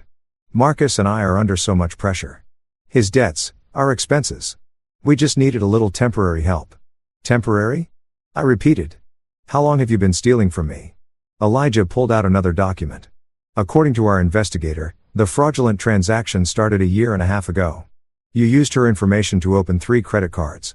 You have made unauthorized withdrawals from her savings account totaling over $1,000 and you have been intercepting her bank correspondence so she wouldn't notice. Intercepting my correspondence? Do you remember when Kira offered to help you with the mail a few months ago? Elijah asked when she said it would be easier if she handled organizing all your important accounts and documents. The memory hit me like lightning. Kira had been so sweet, so helpful. Lena, honey, I know these financial things can be confusing. Why don't you let me handle organizing everything for you? Elijah has so much work, and you already have enough worries, but that's not the worst of it, Elijah continued, his expression growing even gluier. What could be worse than this? I asked. Elijah looked at Marcus straight in the eyes. Tell your mother about the plan for the assisted living. Marcus went completely pale. I don't know what you're talking about. No, Theo said, pulling a small voice recorder from his desk. Because we have this. He pressed the playback button, and Marcus' voice filled the office. It was a phone conversation, likely recorded without his knowledge. Kira, we need to speed up the timeline. Dad is starting to ask questions, and Mama isn't acting as confused as we hoped. Kira's voice responded from the recorder. I already spoke to the director at the Magnolia place. Did you say you have the medical documents we need? The fake documents are ready. Once Mama is institutionalized, we can sell the house immediately. The market is good right now. I felt like I was falling off a cliff. Fake medical documents. The recording continued. And what if Elijah objects? Kira asked. Elijah isn't going to be a problem for much longer. Marcus replied, and something in his tone made my blood run cold. Elijah paused the recording and looked at me with eyes full of pain. That conversation was recorded 3 weeks ago, Lena, 3 weeks before my death. The silence in the office was deafening. I looked at Marcus trying to find some explanation, some way that this wasn't what it seemed. Elijah wasn't going to be a problem for much longer, I repeated slowly. What does that mean, Marcus? My son finally spoke, but his voice was that of a stranger. Mama, you're misinterpreting everything. We were just worried about Dad. His blood pressure had been high. He had been very stressed. Are you saying you were just waiting for me to die naturally? Elijah asked, standing up. Kira stepped forward, all pretense abandoned. Elijah, don't be dramatic. We were just being realistic about the future. Lena is going to need care eventually, and it's better to plan ahead.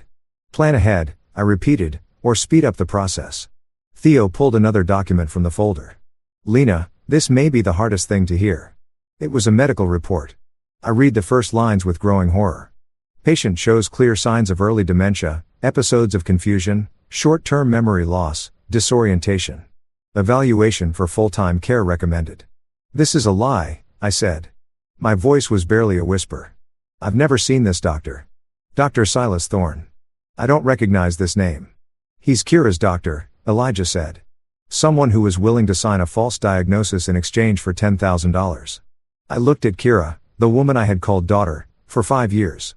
You paid a doctor to say I have dementia, Lena, Kira said. And for the first time, I could see real panic in her eyes. You have to understand. We were trying to protect you. Protect me from what? I cried out, surprised by the strength of my own voice. From yourself? Marcus shouted back. Mama, you're old. Your mind isn't what it used to be. Kira and I can see things you can't see. Elijah stepped between Marcus and me. Lena has no mental problems. The only problem is that you have been gaslighting a 68-year-old woman for over a year, making her question her own reality so you could steal her money and her house. Gaslighting? What? I asked. Gaslighting? Theo explained. It's a form of psychological manipulation where someone makes you doubt your own perception of reality. Elijah sat next to me and took my hands. My love, do you remember a few months ago when you couldn't find your car keys and Kira suggested maybe you had lost them because your memory wasn't what it used to be? I nodded. It had been very distressing. We found the keys in Kira's purse, Elijah said softly. She had taken them. And do you remember when you couldn't find your blood pressure medication and Marcus said you had probably forgotten where you put it? My heart began to beat faster. Yes, it was also in Marcus's car. One by one, Elijah began to explain situations that I had interpreted as signs of my mental decline. The day I couldn't find my purse, the time I was late for an appointment because I was sure it was at a different hour, the occasions when I couldn't recall conversations I was sure I had had. All of them had been orchestrated for months. Elijah said, they have been systematically making you doubt your own mind, preparing the ground to declare you incompetent. I looked at Marcus and Kira, these two people I had loved and trusted. Why? I whispered. We're Unk family? Kira laughed, a bitter sound I had never heard from her before. Family, Lena? You and Elijah have been an obstacle for us since the day we got married. Sitting in this huge house accumulating money you never use while Marcus and I struggle every month. You never asked us for help, I said weakly. We didn't want your help, Marcus said. We wanted what's rightfully ours. What's rightfully yours? We are your family, Marcus exploded. That house should be ours. That money should be ours. You're going to die soon anyway. The silence that followed those words was absolute. In that moment, I knew I had lost my son forever. The person standing in front of me was a stranger who had been using my love against me, counting the days until my death so he could collect. But I also knew something else. For the first time in over a year, my mind was completely clear. I wasn't confused. I didn't have dementia. I was the victim of a cruel and systematic conspiracy carried out by the two people I trusted most. And now that I knew the truth, I would never be the same again. The following days were an emotional roller coaster I will never forget. Elijah stayed in a discreet hotel while Theo helped us navigate the legal complications of his resurrection. I returned home, but for the first time in months, I didn't feel like a prisoner in my own life. Marcus and Kira had left Theo's office that day in a state of shock and fury. I hadn't heard from them for 48 hours until they appeared at my door on a Wednesday morning. I watched them arrive from the living room window. Marcus walked with that determination I recognized from his childhood when he had done something wrong and was determined to convince me it wasn't his fault. Kira followed him, but something in her posture told me the strategy this time would be different. I opened the door before they could ring the doorbell. Hello, Mama, Marcus said, and his voice had that carefully controlled quality he used when trying to manage a difficult situation. Marcus, Kira. My voice sounded colder than I intended, but I didn't try to soften it. Can we come in? Kira asked. We need to talk. I let them in, but I didn't invite them to sit down. We stood in the living room that had witnessed so many happy family gatherings and now felt like a battlefield. Mama Marcus began thinking a lot about what happened in the office. I'm sure you have. Kira took a step forward. Lena, I think there are a lot of misunderstandings here. Yes, Marcus and I have been concerned about your well-being, but everything we did was with the best intentions. The best intentions, I repeated, like using my name to open credit cards. Those cards were for emergencies, Marcus said quickly. Expenses that might arise related to your care, like a $4,000 necklace. Kira sighed.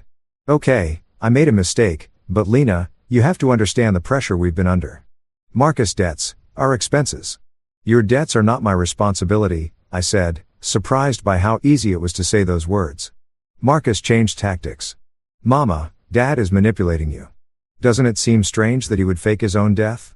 What kind of man does that? The kind of man who is trying to protect his wife from a son who is planning to steal everything from her. We weren't stealing, Marcus exploded.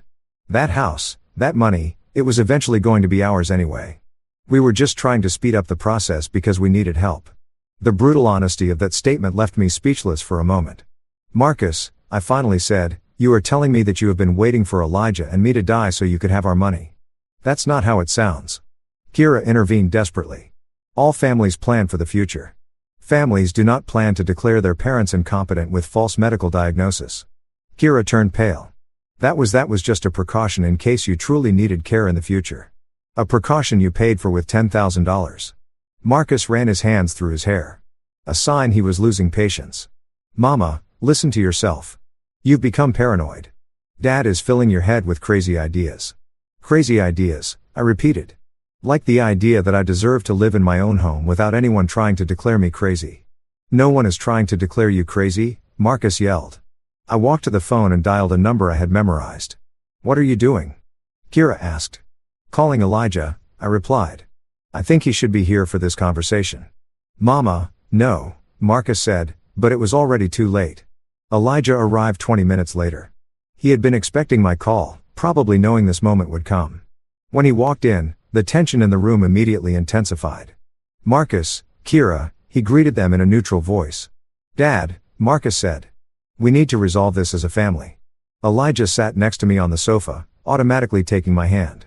I'm listening. Kira sat in the chair opposite us, assuming her most vulnerable posture.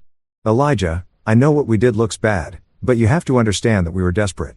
Explain the desperation, Elijah said. Marcus began to speak quickly, the words rushing out as if he had been rehearsing this speech. The debts piled up faster than we expected. The casino. I know it was stupid, but I thought I could win money fast. And when that didn't work, we panicked. So, you decided to rob your parents? Elijah asked. It's not robbing, Marcus shouted. You have more money than you'll ever spend. That house is too big for two people. We were just accelerating the inheritance. Accelerating the inheritance by declaring me incompetent? I asked. Kira started to cry. Not real tears, but the kind of calculated crying I had seen her use on other occasions when she wanted to get something. Lena, we never wanted to hurt you. We just wanted to ensure you were taken care of and that we could pay off our debts. You thought you could manage both by stealing my money and locking me up in an assisted living facility. I said it wasn't a nursing home, Marcus said. The Magnolia Place is a very nice retirement community. You would have been comfortable there. Against my will. You would have adapted eventually, Kira murmured. The silence that followed was absolute. I think it was at that moment that even they realized how monstrous what they had been planning sounded. Elijah slowly stood up. Marcus, I want you to listen very carefully to what I am about to say. My son looked up and for a moment I saw a flicker of the child he had been. Your mother and I have decided that you are no longer a part of our lives, Elijah said in a firm but unemotional voice. We don't want to see you. We don't want to hear from you, and we definitely don't want you to have access to any of our finances or properties. Marcus jumped to his feet. You can't do that. I'm your son. You are my biological son, Elijah corrected. But you stopped being my family the day you decided our death would be more convenient for you than our life. Kira also stood up, her crying now completely abandoned. This is ridiculous, Elijah. Lena, you can't cut us off completely. We're family. No, I said, also standing up. Family doesn't try to steal. Family doesn't try to make their loved ones doubt their own sanity. Family doesn't count the days until you die to cash in your money. Marcus looked at me with an expression I had never seen before. You know what, Mama? Maybe you're right. Maybe this is better for everyone. Because I was already tired of pretending that I cared about you when all I really wanted was for you to get out of the way. Those words hit me like a physical slap. But strangely, they also liberated me. All the love, all the guilt, all the hope that there might be some misunderstanding evaporated at that moment. Leave, I said simply. Take your things out of my house and leave. Gladly, Marcus said. But this doesn't end here. We're going to fight this. We're going to prove that Dad faked his death, that you're not competent to make decisions. Elijah smiled, but it wasn't a kind smile. Go ahead. And when you do, be sure to explain to the judge why you were planning to declare your mother incompetent with fake medical documents. I'm sure he'll be very interested in hearing about that. Marcus and Kira looked at each other, and I could see the panic growing in their eyes as they realized they had no exit strategy. This doesn't end here, Marcus muttered. But his voice had lost all conviction. Yes, it does. I said, it ends exactly here. I watched them leave, knowing it would probably be the last time I would see my son. I should have felt sadness, but all I felt was a deep, clean relief. For the first time in over a year, I was free.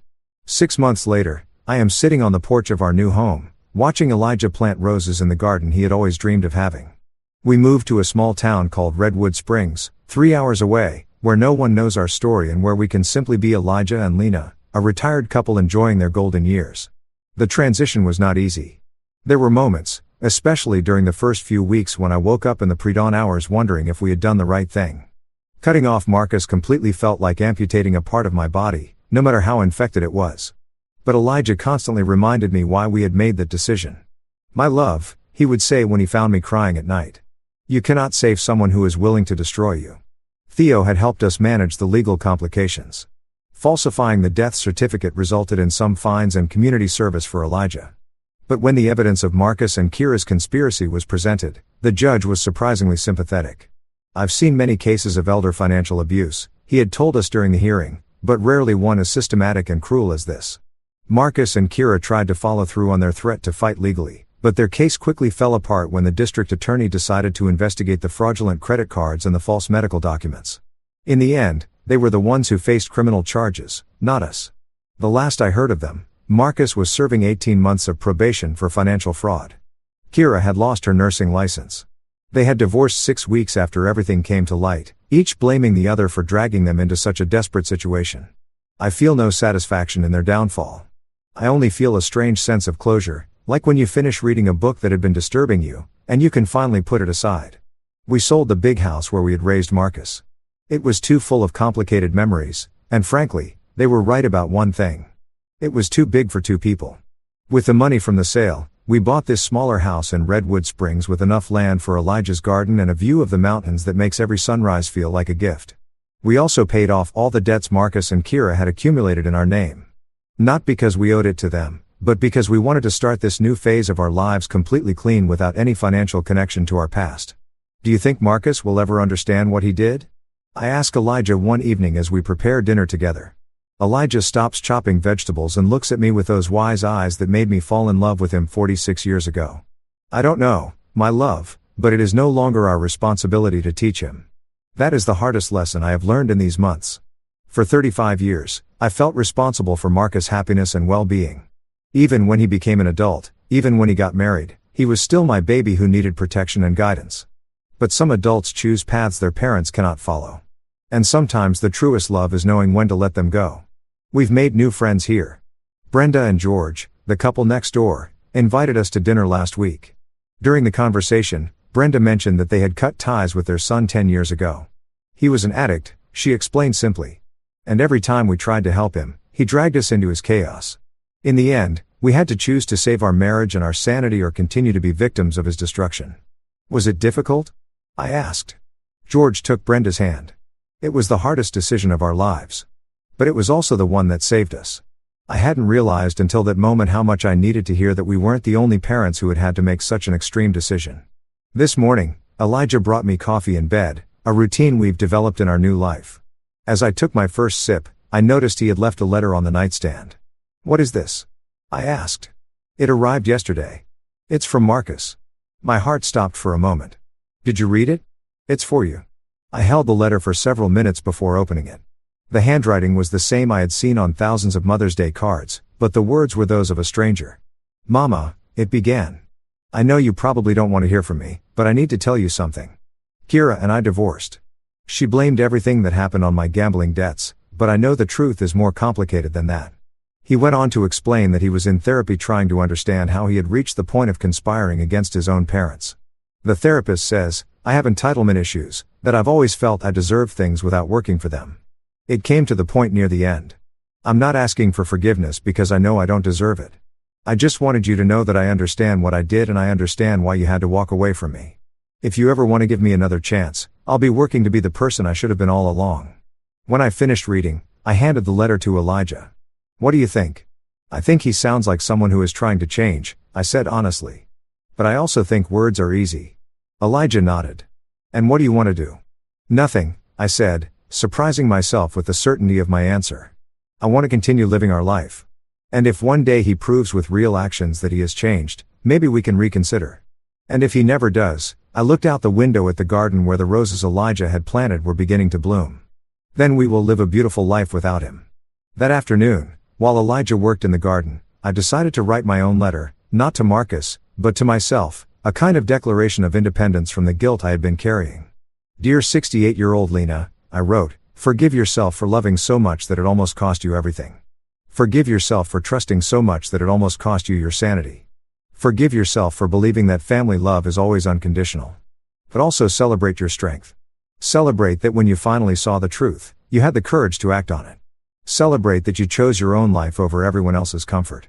That night, as Elijah and I prepared for sleep in our new bedroom with a view of the mountains, he asked me, do you regret anything? Cutting him off completely? No, I replied without hesitation, not seeing the sign sooner sometimes. And me faking my death? I smiled.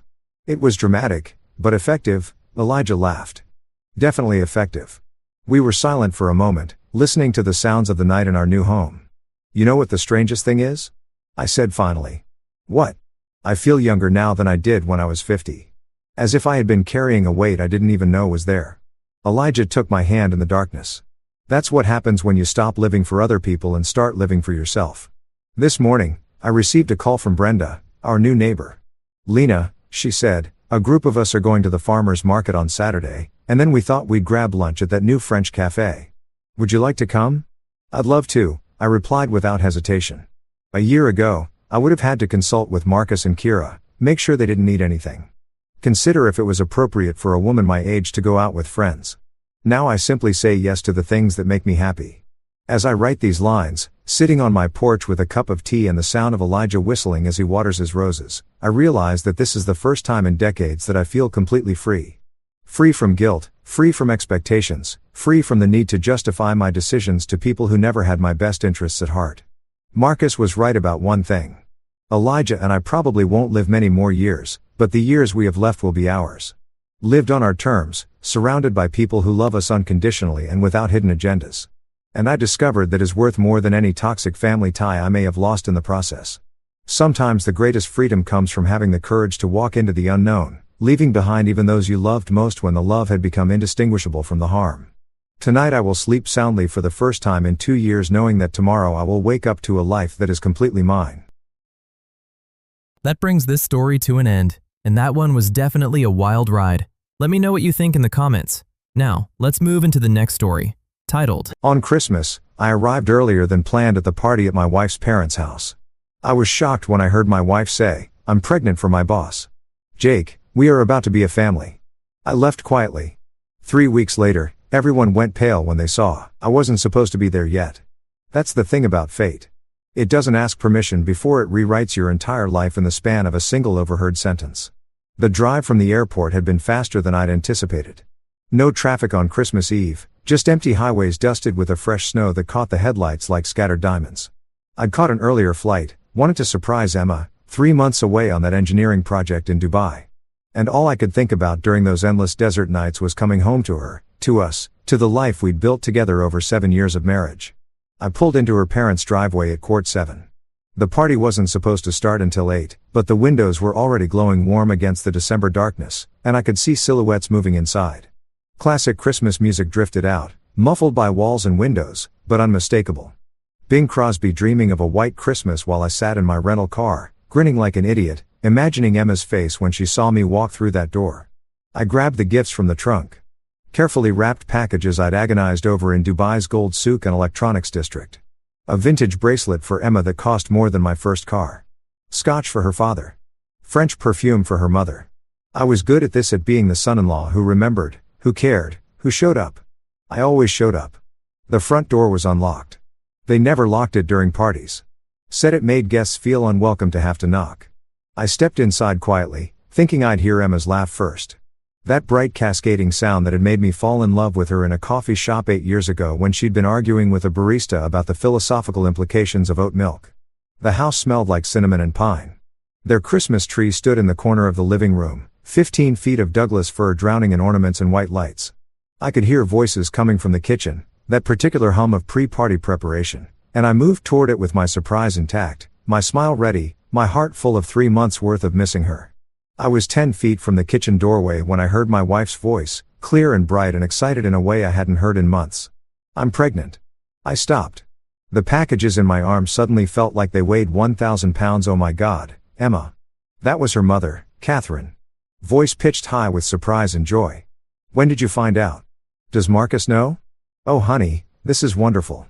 I started to smile, started to move forward, started to process the word pregnant and attach it to all the things we'd talked about, all the someday plans we'd made. Then Emma laughed. Not her regular laugh, something else. Something nervous and giddy and strange. "Marcus doesn't know yet. And Mom, it's not his." The floor didn't drop out from under me. That's not what it feels like. The floor stayed exactly where it was. It was me who ceased to exist in any meaningful way. Me who became something less than solid, less than real. "What?" Catherine's voice had changed completely. Sharp now. "Careful. It's Jake's, my boss." Emma's words were rushing out now, tumbling over each other like she'd been holding them in for too long and finally found release. "We've been together for 6 months, since August, and we're in love, Mom. Really in love. He wants to marry me. We're going to be a family." Silence. I stood there in the hallway 10 feet from the kitchen holding Christmas presents, wearing a sweater Emma had given me last year with a reindeer on it. And I couldn't move, couldn't breathe, couldn't do anything but stand there and let the words rearrange reality. 6 months as I'd been home in August. We'd celebrated our anniversary in August. 7 years. We'd gone to that restaurant by the lake, the expensive one, and she'd held my hand across the table and told me she was so lucky, that I was her person, that she couldn't imagine life without me. "Emma." Catherine's voice was low now, almost a whisper. "Emma, what are you saying? You and Marcus. Marcus is safe." Emma cut her off. And there was something dismissive in her tone that hurt worse than the confession itself. "He's reliable and kind, and he'll probably take this well because he takes everything well. That's who he is. But Jake, Mom, Jake makes me feel alive. He's exciting and dangerous. And when I'm with him, I feel like I'm actually living instead of just existing in this comfortable little box Marcus built for us." "Honey," her father's voice now. Richard, the man who'd shaken my hand at our wedding and told me he was gaining the son he'd always wanted. "Honey, you need to think about what you're doing here. Marcus loves you. He's a good man. He's worked so hard. I know he's a good man." Emma's voice cracked. "Don't you think I know that? Don't you think that makes this harder? But I can't live my whole life being grateful for someone being good to me. I want passion. I want spontaneity. I want someone who doesn't plan every moment of every day like it's a project to be managed. I managed projects for a living. I was good at it.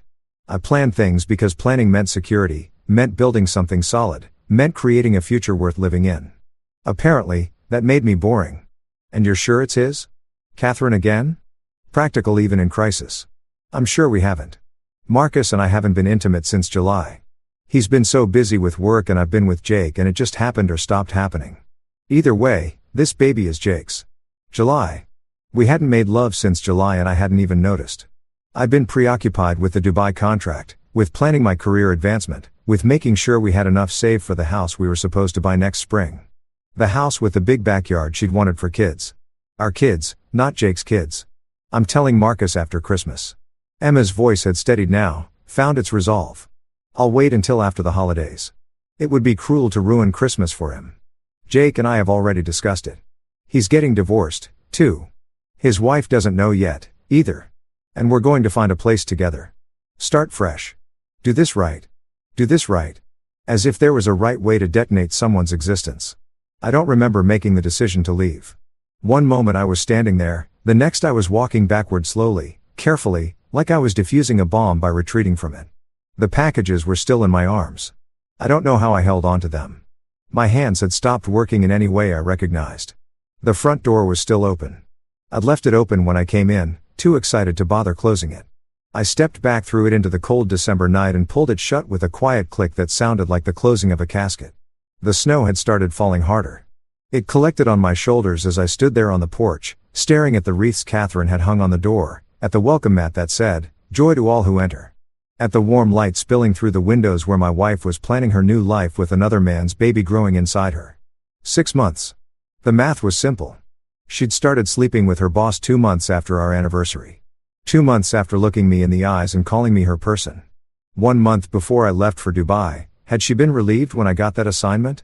Had she helped me pack, kissed me goodbye at the airport, and then driven straight to Jake's place to celebrate my absence? I walked to my car, put the presents in the trunk, sat in the driver's seat, and stared at the steering wheel while snow accumulated on the windshield, slowly erasing the view of the house where my marriage had just ended without anyone knowing it had happened. My phone buzzed. A text from Emma. "Hey babe, almost ready for the party. So excited to see you. Dad's already drinking the good scotch. Save me." Heart emoji. I looked at those words for a long time. Tried to reconcile them with the woman in that kitchen. The one who just told her parents she was pregnant with her boss's baby. The one who'd called me safe and boring and compared our life to a box. I didn't respond. I started the car and drove. I don't remember much about the drive back to our house. Our house, the one we'd bought 3 years ago after saving for 5 years before that, the one where we'd painted the bedroom together, where we'd hosted dinner parties, where we'd made love on Sunday mornings and argued about whose turn it was to clean the bathroom and plan futures that apparently only I believed in. The house was dark when I pulled up, cold. I turned the heat down before leaving for Dubai to save money. Always saving money, always planning, always building toward a future that had just been cancelled. I sat in the driveway and called my best friend, David. He answered on the second ring, Christmas music and laughter in the background. "Marcus. Hey, man. Thought you weren't back until tomorrow. Everything okay?" "I need a lawyer," I said. "A divorce lawyer, the best one, you know." The background noise on his end cut off. I heard a door close. "What happened?" I told him. All of it. The early arrival, the kitchen conversation, the 6 months, the pregnancy, the plans she'd made to tell me after Christmas, like I was a child who needed to be protected from adult realities. David was quiet for a long time after I finished. "Then where are you now?" "Home." "Don't stay there. Pack a bag and go to a hotel right now, Marcus." "I'm serious." "Why?" "Because you need to think clearly and you can't do that in the house you shared with her. Because you need to not be there when she gets home and starts asking questions. Because you need space to process this before you do anything." He paused. "And because you need to document everything before she knows that you know." "Document."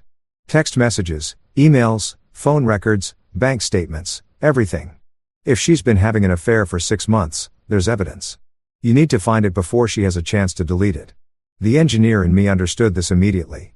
Evidence, data, facts that could be organized and analyzed and used to build a case. "I'll send you some names," David continued. "Lawyers who specialize in this kind of thing, but Marcus, listen to me. Do not confront her yet. Do not tell her you know.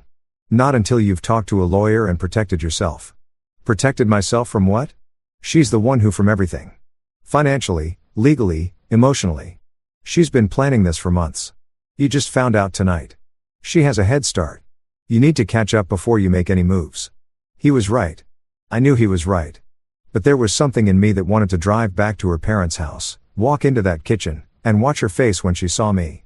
Watch her scramble for explanations. Watch her try to spin this into something that made sense. But I didn't, because David was right and because underneath the shock and pain, something else was beginning to stir. Something cold and precise and methodical. She'd been planning this. She'd been careful. She'd calculated when to tell me, how to tell me. Had probably already discussed with Jake what the divorce would look like, how they'd manage the transition, what story they'd tell people. She'd turned our marriage into a project she was managing. I was good at managing projects, too, better than she knew. I packed a bag, clothes, toiletries, my laptop, the external hard drive where I backed up everything. I moved through the house we'd shared like a ghost, seeing it differently now. The photos on the walls, lies. The furniture we picked out together. Props in a play I didn't know was ending. The bed we'd slept in. A place where she'd faked intimacy while planning her exit. July, the last time we'd made love. I'd been too tired that night, jet-lagged from a previous work trip. But she'd initiated anyway. Been enthusiastic about it in a way that had surprised me. I thought we were reconnecting. I thought it meant something. Now I wondered if she'd been doing market research, comparing me to Jake, making sure she'd chosen correctly before committing to her choice. I found the folder where we kept important documents, marriage certificate, house deed, tax returns, insurance policies. I photographed all of it with my phone, uploaded everything to a secure cloud account she didn't have access to. Then I went to our home office and sat down at the computer. Emma and I shared a desktop computer for household things, bills, shopping, photos. She had her work laptop. I had mine. But this machine in the office was supposedly neutral territory. We both used it. We both had accounts. I knew her password. She'd never hidden it from me. Why would she? We were married. We trusted each other. I logged into her email. The engineering project in Dubai had taught me a lot about data analysis, how to sort through massive amounts of information to find patterns, how to filter noise from signal, how to build a picture from scattered pieces. I build a picture now. The affair had started in August, she'd said. I searched her emails for that time frame there, a hotel reservation. The Riverside Luxury Suites August 15th while I'd been home, while we'd been living our normal life. She told me she was having dinner with her college friend Sarah that night. Girls' night out. I'd ordered pizza and watched a documentary about infrastructure. She'd been at a hotel with Jake. I kept searching. Found expense reports she'd filed with her company, dinners charged to her corporate card, client entertainment, the report said. But the amounts were wrong for client dinners. Too expensive, too intimate, too entree, one dessert to share, bottles of wine that cost more than our weekly grocery budget. I found text messages synced to her cloud account. She deleted them from her phone, but hadn't realized they were backed up automatically. Jake, can't stop thinking about this afternoon. You're incredible. Emma, I know I shouldn't feel this way, but I don't regret it. Not even a little bit. Jake, when are you going to tell him? Emma, after the Dubai project, it's easier this way. He'll be gone and I can clear my head. That one hurt. She'd encouraged me to take the Dubai assignment. Had helped me prepare the proposal. Had told me it would be amazing for my career. I thought she was being supportive. She'd wanted me gone so she could be with Jake without the inconvenience of a husband underfoot. I documented everything. Screenshots, saved emails, exported text message histories. I created a folder on my external hard drive labeled Project Archive and filled it with evidence of my wife's 6-month betrayal. The engineer in me was calm now, focused. This was just data, just information to be collected and organized and analyzed. The husband in me was dying, but I didn't have time to feel that yet. It was almost midnight when I finished. I'd been sitting at that computer for 4 hours, watching my marriage dissolve into a timeline of teas and hotel reservations and deleted text messages. My phone had been buzzing the whole time. I'd muted it. Now I looked. 17 missed calls from Emma, 23 text messages. The messages told a story. Where are you? Party's starting. Babe, your parents called. They said you landed hours ago. Marcus, I'm getting worried. Are you okay? This isn't funny. Where are you? I'm going to call the police if you don't answer me. Please, just let me know you're safe. Almost laughed at that last one. Let her know I was safe. Like I was the one in danger here. Like I was the one who needed protecting. I texted back. Got delayed. Flight rescheduled. We'll be home tomorrow. Don't wait up. The response was immediate. Thank God I was so scared something happened. Love you so much. Can't wait to see you tomorrow. Love you so much. Can't wait to see you. Words that meant nothing. Words she'd probably texted to Jake today, too. In between bites of Christmas cookies at her mother's house while telling her parents about their future family, I checked into a hotel. Not the Riverside Luxury Suites. I'd never be able to walk into that building without seeing my wife in bed with another man. But a business hotel near the airport. Clean and anonymous and empty. The room was beige. Everything was beige. Beige walls, beige carpet, beige bedspread. I sat on the edge of the beige bed and stared at the beige wall and tried to feel something other than the methodical calm that had carried me through the last 5 hours. The feelings came eventually. Around 2 o'clock in the morning, they came. I'd loved her. God, I'd loved her so completely. She was the first person I thought about when I woke up and the last person I thought about before sleep.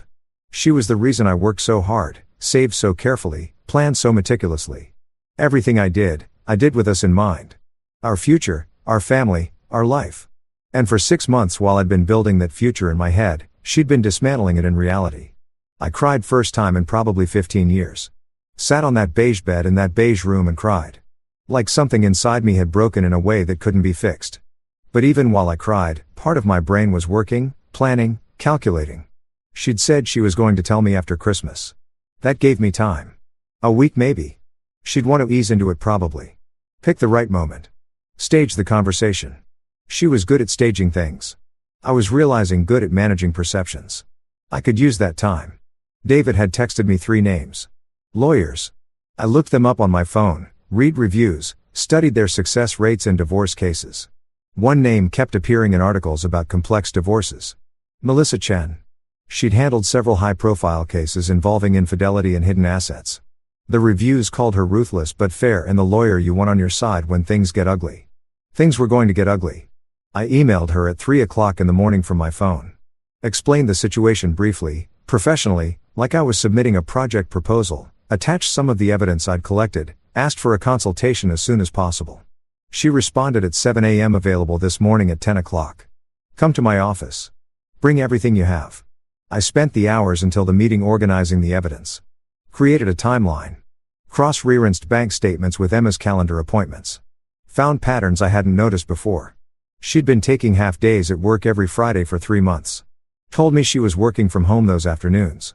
But her work laptop's login records, I had access to our shared family iCloud account, which included her work device backups, showed she wasn't logging in on those afternoons.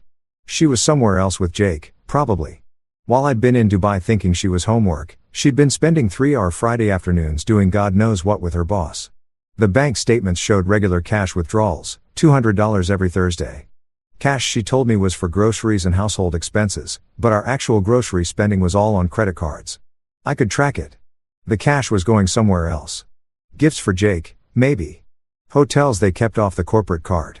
I didn't know exactly, but the pattern was there. Regular, consistent, planned. She'd been so careful, so methodical. If I hadn't come home early, if I hadn't overheard that conversation, I might never have known.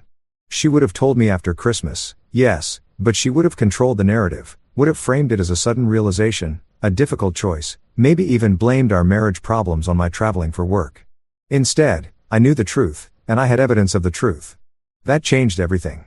Melissa Chen's office was in a downtown high-rise with a view of the river. Appropriate, I thought. Rivers cut through landscapes, carve new paths, reshape everything in their way.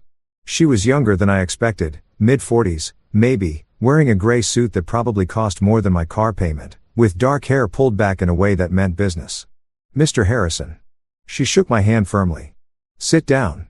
Show me what you have. I opened my laptop and walked her through everything. The timeline, the emails, the text messages, the bank statements, the hotel reservations, the suspicious Friday afternoons, the pregnancy that couldn't possibly be mine because we hadn't been intimate since July. She listened without interrupting, taking notes on a yellow legal pad. When I finished, she sat back and studied me. You've been thorough, she said. I'm an engineer. Thoroughness is part of the job. Good. That's going to help. Here's where we stand. And she flipped to a new page on her pad. Colorado is a no-fault divorce state, which means the affair itself won't impact the divorce proceedings directly, but it will impact custody if she's trying to claim you're unfit. And it will definitely impact the financial settlement. Custody of what? The baby isn't mine. No, but you're married. Under Colorado law, you're presumed to be the father unless proven otherwise. She can claim the child is yours, and you'll need a paternity test to prove it isn't. I hadn't thought of that. The idea that I might be legally responsible for Jake's baby made something twist in my stomach. However, Melissa continued, the evidence you've gathered changes the game considerably. Considerably, she's been committing marital waste, spending marital funds on an affair. Those cash withdrawals, the hotel rooms, the dinners, all of that can be calculated and she can be required to reimburse the marital estate for that spending. How much are we talking about? She did some quick math on her pad. Conservative estimate based on what you've shown me. Probably $25,000 to $30,000 over 6 months. I thought about that. $30,000 of our money we'd saved for a house, for our future, spent on hotels and dinners and gifts for the man she'd been behind my back. There's more. Melissa said, you own a house together, have joint accounts. What does your employment situation look like? I make about $140,000 a year. She makes about 90 assets. The house bought it 3 years ago for $425,000. Probably worth $500,000 now. We've paid down about $75,000 of the mortgage, joint savings of about $80,000. My 401k has about $200,000. Her 401k has about $90,000. 2 cars, both paid off. Melissa nodded, writing it all down. So, roughly $650,000 in marital assets, not counting the retirement accounts, which are typically divided separately. In a standard divorce, you'd be looking at a roughly even split. But given the affair, the marital waste, and the fact that she's pregnant with another man's child, we can argue for a division more favorable to you. How favorable? 60-40 split is realistic. Maybe better depending on how aggressive you want to be and how much she wants to avoid a trial. I thought about Emma at her parents' house telling them about Jake, about the baby, about her exciting new future. I thought about her text messages, about her lies, about the 6 months she'd been building a new life while pretending to live our old one. How aggressive can we be? Melissa smiled. It wasn't a warm smile. As aggressive as you're willing to pay for, but here's my advice. Don't make this about revenge. Make it about protecting yourself and getting what you're legally entitled to. Revenge is expensive and emotionally exhausting. Justice is cleaner. What's the difference? Revenge is trying to hurt her because she hurt you. Justice is making sure she faces appropriate consequences for her actions while you move on with your life intact. I understood the distinction. I also understood that sometimes justice and revenge could look remarkably similar from the outside. I want justice, I said. And I want to make bar that when this is over, she understands exactly what she gave up. Melissa studied me for a moment, then nodded. We can work with that. Here's what we're going to do. You're going to act completely normal until after Christmas. You're going to pretend you don't know anything. You're going to be the loving husband. Can you do that? The idea made me sick, but I nodded. Good. While you're doing that, I'm going to file divorce papers. We'll serve her the day after Christmas before she has a chance to tell you her version of the story. This way, you control the narrative. She's going to know I found out somehow. Let her wonder. The point is, she doesn't get to manage this situation. She doesn't get to pick the time and place. She doesn't get to frame it her way. You do. I like that idea more than I should have. One more thing, Melissa said, I need you to get a paternity test done as soon as possible after the baby's born. We'll need documentation that you're not the father. Without that, you could be on the hook for child support. The baby isn't due until June. The divorce won't be final by then. No, but we can move quickly enough that the legal framework is in place. The key is documenting everything now while the evidence is fresh. She tapped the folder I brought with all my printed documentation. This is good work. Very detailed. But I need you to do one more thing. What? I need you to check your credit reports. All 3 bureaus. Make sure she hasn't opened any accounts in your name or taken out any loans you don't know about.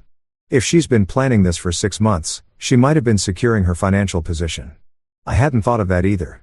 The idea that she might have been stealing from me in other ways made my hands clench into fists.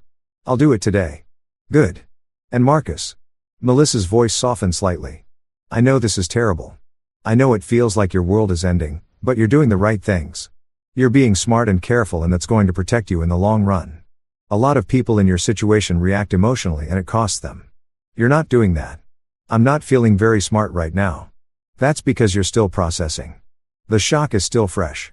But you came here instead of confronting her. You gathered evidence instead of destroying property. You're thinking strategically instead of acting impulsively. That takes intelligence and self-control. I didn't feel in control. I felt like I was barely holding together, but I nodded anyway. Go home, she said. Act normal.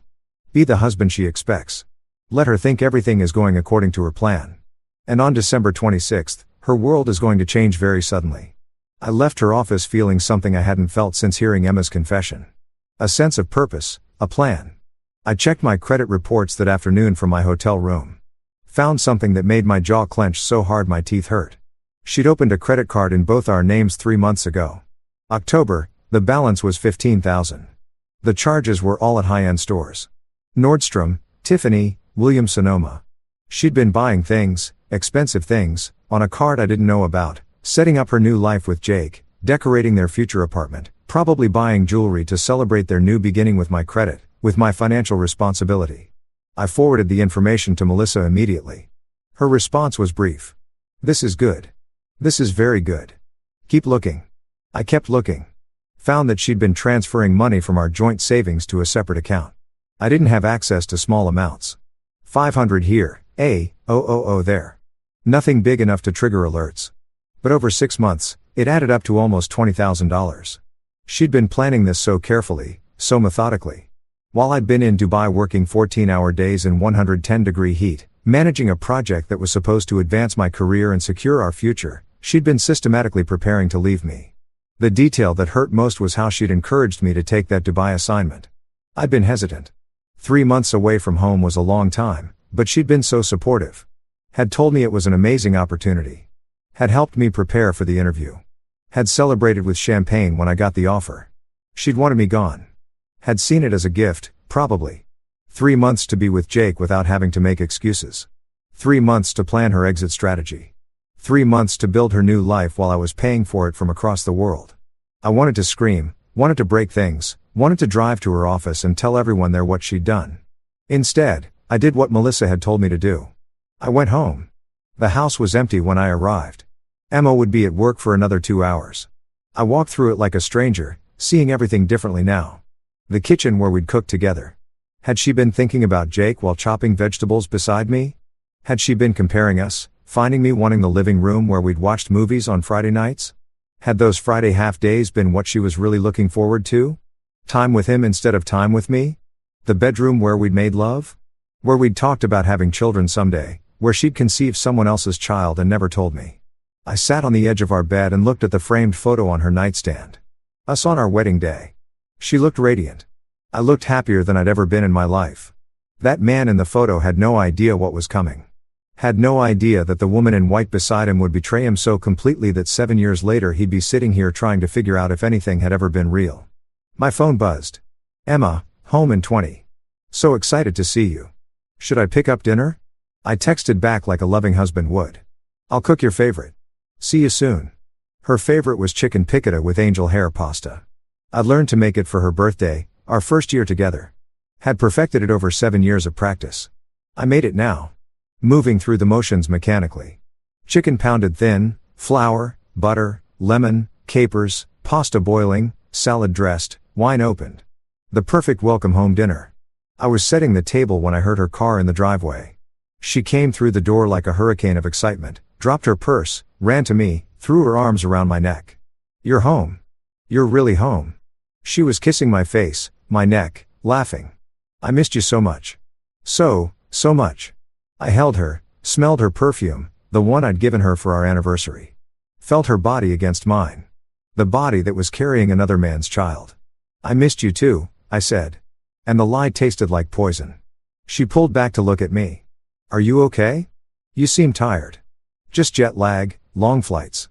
Well, you're home now, and I have so much to tell you about Christmas plans, and oh my God, you made chicken piccata. She'd seen the table. This is perfect. You're perfect. Perfect. Safe. Boring. The husband in the box. She was ready to discard. We sat down to dinner.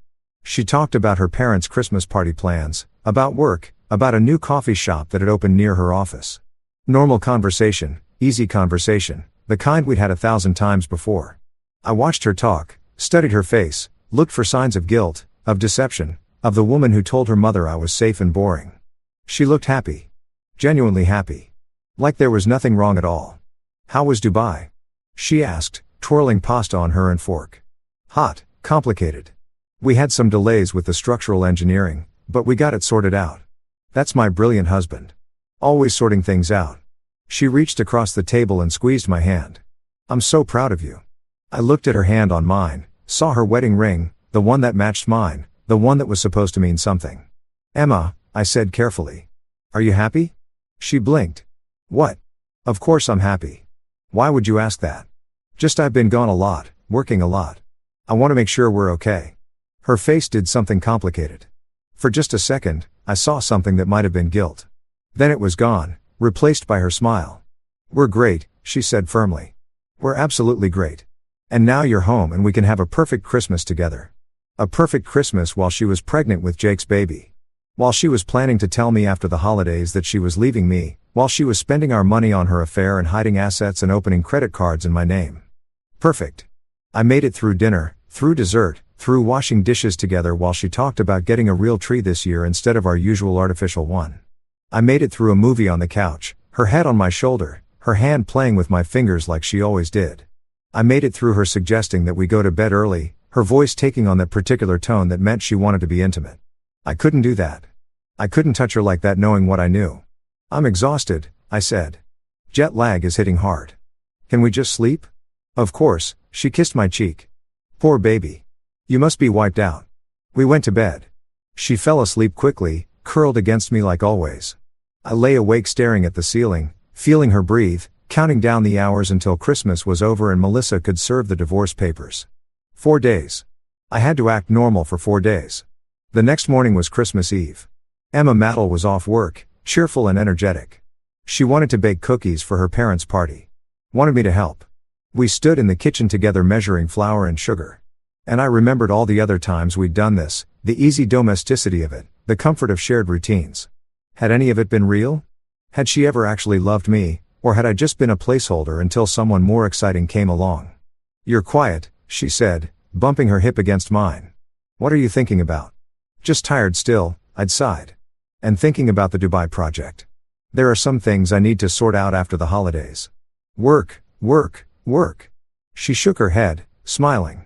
You need to learn to turn it off sometimes. This from the woman who'd been her boss for 6 months. My phone buzzed. A text from Melissa. Papers ready. Process server confirmed for deck 269 AM. Stay strong. I deleted the message immediately. Who was that? Emma asked. David. Wishing me Merry Christmas.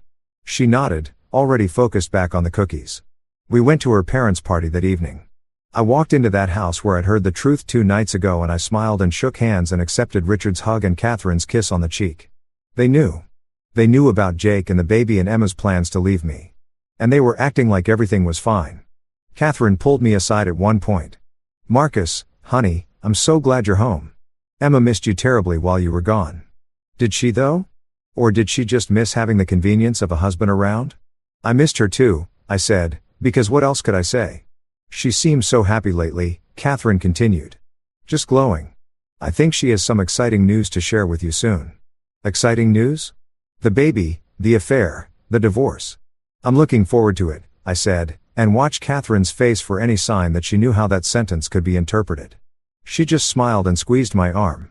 Richard cornered me later by the scotch, poured me a glass of the expensive stuff, the stuff I'd planned to bring him before my world imploded. Good to have you back, son. He said. Emma tells me the Dubai project was a success. It was challenging, but successful. That's the way with worthwhile things, isn't it? The challenging ones are usually the most rewarding. He sipped his drink. You and Emma have built something good together, something solid. Don't forget that. Was he trying to tell me something? Did he want me to fight for his daughter? To forgive her betrayal? To accept Jake's baby as my own? Or was he just making conversation, oblivious to the subtext I was reading into everything now? I couldn't tell. The not knowing was almost worse than the knowing. Emma found me an hour later. She'd had 2 glasses of wine. Wasn't she supposed to avoid alcohol while pregnant? And her cheeks were flushed. Having fun? She asked, sliding her arm through mine. Yeah, good party. I'm glad you're home for this. Christmas is better with you here. One more Christmas, one last holiday season as a married couple. Then she'd tell me her truth and I'd tell her I already knew and everything would detonate. We drove home that night in comfortable silence. She hummed along to Christmas carols on the radio. I focused on driving through the snow that had started falling again. Marcus, her voice was soft. Yeah, I love you. You know that, right? I looked at her. She was watching me with an expression I couldn't read. I know, I said. Did she love me? Could she love me and do what she'd done? Or was this guilt talking, last-minute doubts, cold feet about the new life she'd planned? I didn't know. I didn't know anything anymore except that in less than 48 hours, this would all be over. Christmas Day was surreal. We opened presents in our living room like normal people. Like people whose marriage wasn't already dead. She gave me a watch. Expensive, beautiful. For all the time we'll spend together now that you're not traveling so much, she said. I gave her the bracelet from Dubai, watched her eyes light up when she opened it. It's gorgeous, she breathed. Marcus, this must have cost a fortune. It had. I'd wanted her to have something special, something that showed her how much I loved her. Now, I watched her put it on and thought about how she'd probably wear it on dates with Jake, how it would become part of her new life story. My ex-husband gave me this guilt gift, probably. He must have known somehow. We had brunch, watched Christmas movies. She fell asleep on the couch, and I covered her with a blanket and looked at her sleeping face. She looked peaceful, young. The woman I'd fallen in love with in that coffee shop 8 years ago was still visible in her features. But that woman, if she'd ever really existed, was gone now, replaced by someone I didn't know. Someone who could lie with perfect ease. Someone who could plan a future with another man while sleeping in my bed every night. My phone buzzed. Melissa, tomorrow morning, 9 a.m. sharp. Be ready. I was ready. I'd been ready since the moment I heard Emma tell her mother about the pregnancy. That night, Emma wanted to make love. She initiated it carefully, sweetly, like she had 1,000 times before. I couldn't. I made up an excuse about still being jet-lagged, about being tired, about wanting to just hold her. She looked disappointed, but didn't push. We fell asleep with her back pressed against my chest, my arm around her waist. The last time we'd sleep this way, the last night of our marriage, even though she didn't know it yet, I woke up at 6 a.m. on December 26th, Emma was still asleep. I got up quietly, showered, dressed. By the time she woke up, I was on my second cup of coffee, sitting at the kitchen table, waiting. Morning, she said sleepily, coming into the kitchen in her robe. You're up early. Couldn't sleep. She poured herself coffee, decaf, I notice now because of the pregnancy, and sat across from me. What should we do today? We have the whole day off. We could drive up to the mountains, go for a hike, have lunch at that place you like. The doorbell rang. Emma looked at me surprised. Who would that be so early? I'll get it, I said, standing. I opened the door. A woman in a professional business suit stood there holding a manila envelope. Marcus Harrison, she asked. Yes, I have documents for Emma Harrison. Is she available? Emma appeared behind me. I'm Emma Harrison. The process server handed her the envelope. You've been served. Have a good day. She walked away just like that. Left us standing in the doorway with an envelope that contained the end of our marriage. Emma looked at the envelope, then at me. What is this? Open it. Her hands were shaking as she tore open the envelope, pulled out the papers, started reading. I watched her face change. Confusion first, then shock, then something like fear. This is Marcus. What is this? Divorce papers? I don't understand. I didn't say anything. Just stood there watching her try to process. This says you're filing for divorce. It says irreconcilable differences and marital waste. And she looked up at me eyes wide. Marcus, what the is going in? You're pregnant. I said calmly, with Jake's baby. You've been having an affair with your boss for 6 months. You were planning to tell me after Christmas, but I already know. Shouting, I've known since Christmas Eve. All the color drained from her face. How did you? I came home early, went to your parents' house, heard you tell your mother everything about Jake, about the baby, about how I'm safe and boring, and you want passion and excitement. She sat down hard on the couch, the papers scattered from her hands. You've been spending our money on your affair, I continued. You opened a credit card in both our names and ran up $15,000 in charges. You've been transferring money from our joint account to a secret account. You've been meeting him every Friday afternoon while telling me you were working from home. You've been planning this for months while I was in Dubai working to build our future. Marcus, her voice was barely a whisper. I have evidence. All of it. Text messages, emails, bank statements, hotel reservations. My lawyer has everything.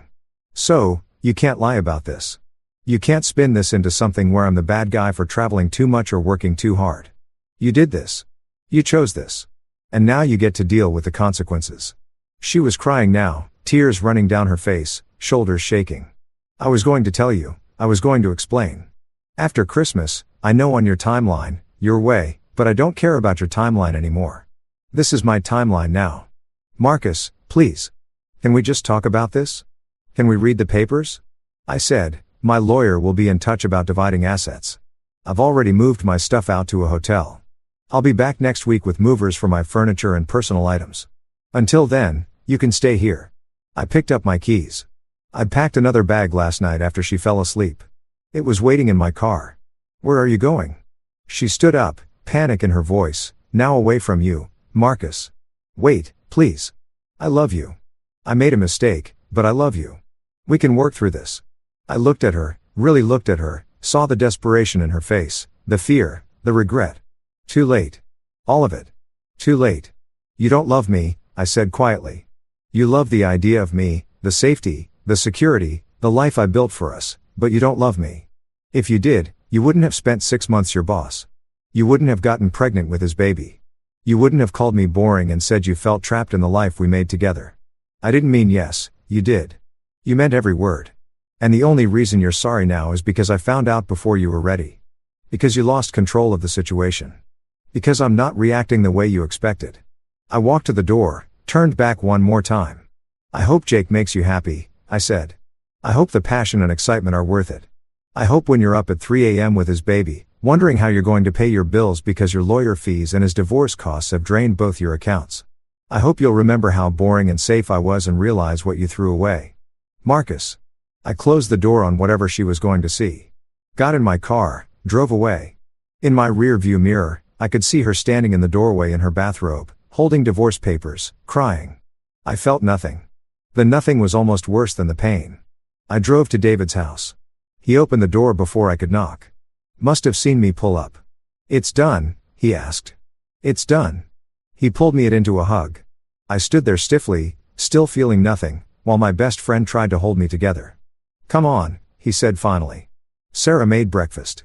You should eat. I sat at their kitchen table while David's wife, Sarah, made me eggs and bacon and toast I couldn't taste. They were both being careful with me, like I might break. Maybe I was already broken. My phone started ringing. Emma. I declined the call. It rang again. Declined again. Declined. Text messages started flooding in. Please talk to me. I'm so sorry. It was a mistake. I love you. Please don't do this. We can fix this. Marcus, please. But I turned my phone off. You okay? David asked carefully. I don't know what I am. Over the next few days, I learned to exist in a strange limbo. I stayed at David and Sarah's house. They gave me their guest room in space and didn't ask questions I couldn't answer. Emma tried everything. Phone calls I didn't answer. Texts I didn't read. She showed up at David's house twice. I didn't go to the door. She sent emails begging me to reconsider, to go to counseling to give her a chance to explain. There was nothing to explain. I'd heard the truth in her own words. Melissa moved fast. By New Year's Eve, we had a preliminary hearing scheduled. Emma had hired a lawyer, not as good as Melissa, not as experienced with this kind of case, but competent enough. The hearing was brutal. We sat on opposite sides of the courtroom like strangers. She looked terrible. Red eyes, weight loss, trembling hands. I looked calm. I was calm. The nothing had settled in permanently now. Her lawyer tried to argue that the credit card debt was for household expenses. Melissa produced receipts showing otherwise. Tiffany jewelry, Williams-Sonoma kitchen equipment, Nordstrom clothes in sizes I didn't wear. Her lawyer tried to argue that the money transfers were for savings. Melissa showed that the account was in Emma's name only, opened 3 months ago, clearly not marital savings. Her lawyer tried to suggest we should attempt reconciliation, that marriages could survive infidelity. Melissa calmly entered into evidence the text messages between Emma and Jake. Read them aloud in court. Messages about how they couldn't wait to be together, about how Emma was counting down the days until she could leave me, about how Jake was going to be such a good father to their baby. Emma was sobbing by the end of it. Her parents were there. They looked shell-shocked. The judge ordered a temporary division of assets that gave me access to all our joint accounts and froze Emma from making any large withdrawals or sales without court approval. Outside the courthouse, Richard caught up with me. Marcus, he said, I know you're hurting. I know this is terrible, but she's our daughter and we love her and she told you about Jake. I said at Christmas Eve, you knew what she'd done and you stood in your house and told me how happy she was. You knew she was pregnant with another man's baby, and you said nothing. Richard's face crumpled. We were trying to protect her, to let her do this her own way. Protect her from what? The consequences of her choices. You raised her to think she could do whatever she wanted without accountability. Well, now she's learning different. I walked away. Catherine caught up with me in the parking lot. She made a mistake, Catherine said urgently. People make mistakes. Are you really going to throw away 7 years over a mistake? A mistake is forgetting an anniversary, I said. A mistake is saying something hurtful in an argument. A 6-month affair where she got pregnant with her boss's baby and stole $30,000 from our joint accounts isn't a mistake. It's a choice. Multiple choices. Hundreds of them. Every time she got in her car to drive to a hotel with him. Every time she withdrew cash to buy him gifts. Every time she lied to my face about where she'd been. Those weren't mistakes. Those were choices. She loves you. No, she doesn't. And you know what? I don't care anymore. Love isn't enough. Love doesn't excuse betrayal. Love doesn't mean I have to sacrifice my self-respect to make her feel better about her choices. I got in my car and drove away from Emma's mother, standing in the parking lot looking lost. January passed in a blur of legal meetings and document reviews. Melissa was as good as her reputation suggested. She built an airtight case for marital waste, for division of assets in my favor, for me being held harmless for the debts Emma had incurred. Emma's lawyer fought back, but weakly. The evidence was overwhelming. Every time they tried to paint me as an absent husband who'd driven Emma to an affair, Melissa produced emails and texts showing Emma encouraging me to take work trips, to focus on my career, to not worry about her. She can't have it both ways, Melissa argued in one hearing. She can't encourage him to advance his career and then blame his career for her infidelity. The judge agreed. In February, Jake finally appeared in the story. His wife had filed for divorce, too. She was apparently less forgiving than Emma had expected me to be. Jake's divorce was messy. He'd been married for 12 years, had 2 kids. His wife fought dirty, exposed the affair publicly, sent evidence to his employer. Jake got fired. Turned out having a sexual relationship with a subordinate violated his company's ethics policies. Emma, as the subordinate, kept her job, but was transferred to a different department. I heard all this through the gossip network. David's wife knew someone who worked at Emma's company. Apparently, Emma was a pariah there now, the woman who'd slept with her married boss and destroyed his family. I should have felt satisfaction.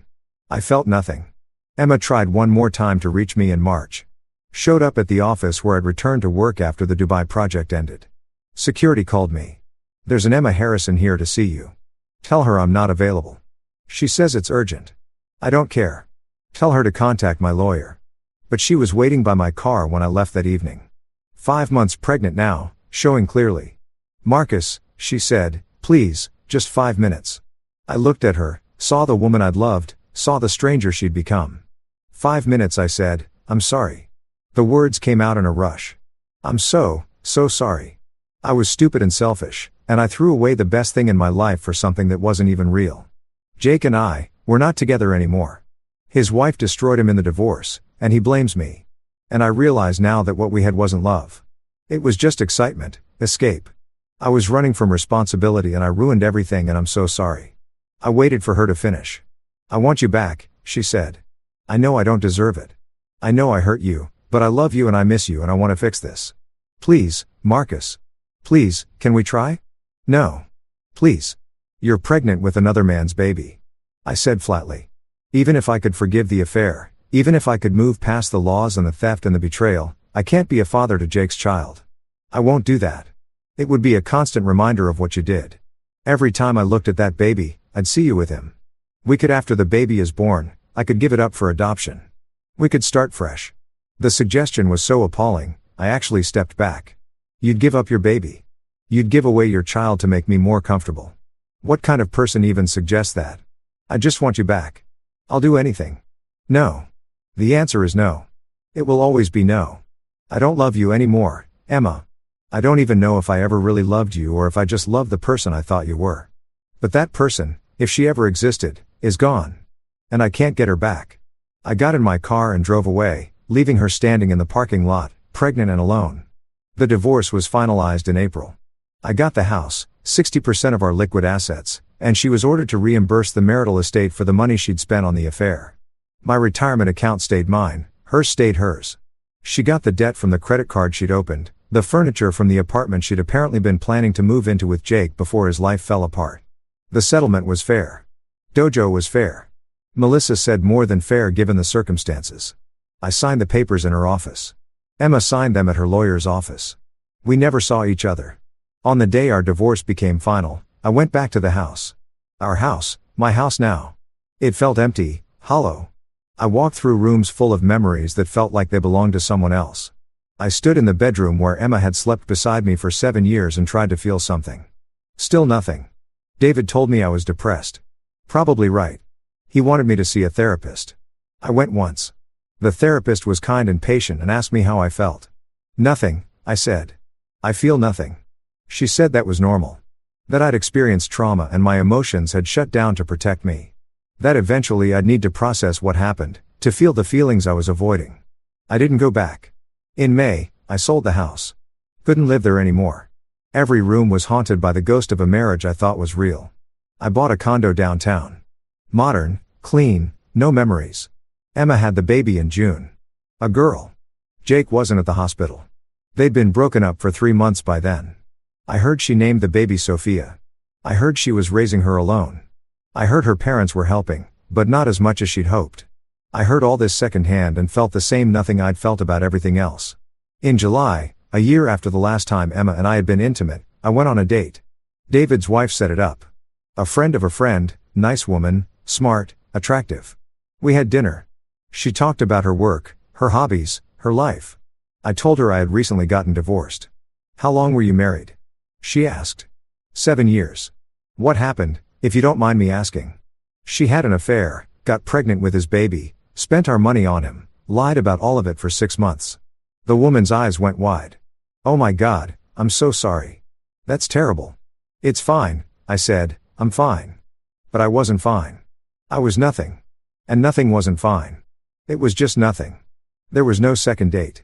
3 weeks after the divorce was final, I saw them at a restaurant. Emma and Jake together again, apparently. He was holding baby Sophia. Emma was smiling. They looked happy. I stood outside the restaurant window and watched them for a moment. Watched Jake bounce the baby while Emma laughed at something he said. They destroyed their marriages, lost their bonds, spent a fortune on divorce lawyers, become social pariahs in their professional and social circles, and there they were, happy. I waited for anger, for pain, for anything. Still nothing. I walked away. David found me later that night, drunk in my condo, staring at the wall. I saw them, I said. They're back together. Fuck them, David said fiercely. They're terrible people who deserve each other. They looked happy, so they're happy now. Give it 6 months. Give it a year, Dad. People who build relationships on betrayal always end up betraying each other eventually. Maybe he was right. Maybe they'd implode. Maybe they'd hurt each other the way they'd hurt their spouses. Or maybe they wouldn't. Maybe they'd actually make it work. Maybe love built on ruins sometimes lasted. I didn't know. I didn't care. I can't feel anything. I told David. It's been 7 months and I can't feel anything. That's trauma, man. That's your brain protecting you. When does it stop? When do I get to feel something again? He didn't have an answer. In August, a year after Emma started her affair, I quit my job. The engineering firm was surprised. I was good at what I did. They offered me more money, better projects, flexible schedules. I turned it all down. I need a change, I said. So, what I meant was I need to burn down everything that reminds me of who I was when I thought I was happy. I moved to Seattle. New city, new job, new life. No one there knew I'd been married. No one knew about Emma or Jake or the Christmas Eve that destroyed everything. I was just Marcus, the quiet engineer who kept to himself. I worked. I existed. I felt nothing. In September, Emma reached out one last time. An email long and rambling and desperate. She told me Jake had left her, that he'd decided being a father was too hard, that he'd moved to another state to take a job that didn't require him to see her or Sophia. She told me she was struggling, that being a single mother is harder than she'd imagined, that her parents were disappointed in her, that her friends had mostly abandoned her. She told me she'd made a terrible mistake, that she'd thrown away something real for something that had turned out to be an illusion. She asked if we could talk, if there was any chance, if I'd ever be able to forgive her. I read the email 3 times, then I deleted it, moved it to trash, emptied the trash, blocked her email address. I didn't respond. There was nothing to say. She'd made her choices. I'd made mine. In October, David visited me in Seattle. You look terrible, he said bluntly. Thanks. I'm serious, Marcus. You're a ghost. You've lost weight. You're not sleeping. You're just existing. That's not living. I'm fine. You're not fine. You haven't been fine since Christmas Eve last year. And I get it, man. I get that what she did was devastating, but you can't let her destroy the rest of your life. She took enough from you. Don't give her more. I'm not giving her anything. Yes, you are. You're giving her your future. You're giving her your ability to be happy. You're giving her power over you by refusing to move on. I have moved on. I'm in a new city, new job, new life. No, David said quietly. You're in a new place, but you're still trapped in that moment you heard her tell her mother about Jake. You're still standing in that hallway holding Christmas presents, having your world end. You never left that moment, Marcus. You're still there. He was right. I knew he was right. But I didn't know how to leave. How do I stop feeling nothing? I asked. You have to let yourself feel something. Anything. Even if it hurts, even if it's anger or pain or grief, you have to feel it to get through it. That night, alone in my Seattle condo, I finally let myself feel. I felt the rage first. Hot and overwhelming and terrifying. Rage at Emma for betraying me. Rage at Jake for his callousness. Rage at her parents for protecting Andwell.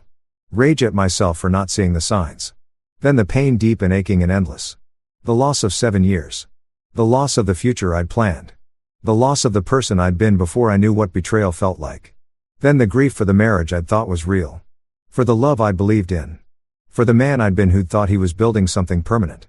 I cried like I'd cried in that beige hotel room on Christmas Eve, but harder, deeper, louder. I broke things. Not many things. I wasn't destructive by nature. But I threw my coffee mug against the wall and watched it shatter and felt something like satisfaction. I screamed into a pillow so the neighbors wouldn't call the police. Screamed out all the words I'd never said to Emma. All the anger I'd kept controlled. All the pain I'd refused to acknowledge. When I was done, hours later, throat raw, eyes burning, I felt empty, but it was a different kind of empty than before. This empty had space in it, room for something new to grow. I started seeing the therapist David recommended. Went twice a week, talked about everything I'd been holding in. She asked me what I'd lost when Emma betrayed me. Everything, I said. No, she corrected gently. You lost your marriage. You lost your trust in one person. You lost the future you'd planned, but you didn't lose everything. You didn't lose your intelligence, your kindness, your ability to love, your worth as a person. Those things are still intact. I didn't believe her at first, but slowly, week by week, session by session, I started to see her point. Emma's betrayal said something about her, not about me. Her choice to cheat wasn't a reflection of my value. It was a reflection of her character. The lies she told didn't make me stupid for believing them. They made her a liar. The future she destroyed wasn't my failure. It was her choice. In December, a year after the worst Christmas of my life, I flew back home for the holidays. David and Sarah hosted a party. I went. There were people there. I knew people who'd known Emma and me as a couple. People who'd heard about the divorce. They were awkward at first, careful with me, but I surprised them by being okay. Actually, okay. I laughed at jokes, had conversations, felt present in my own life for the first time in a year. You seemed good, Sarah said quietly. Really good. I'm getting there, I told her. And it was true. I was getting there.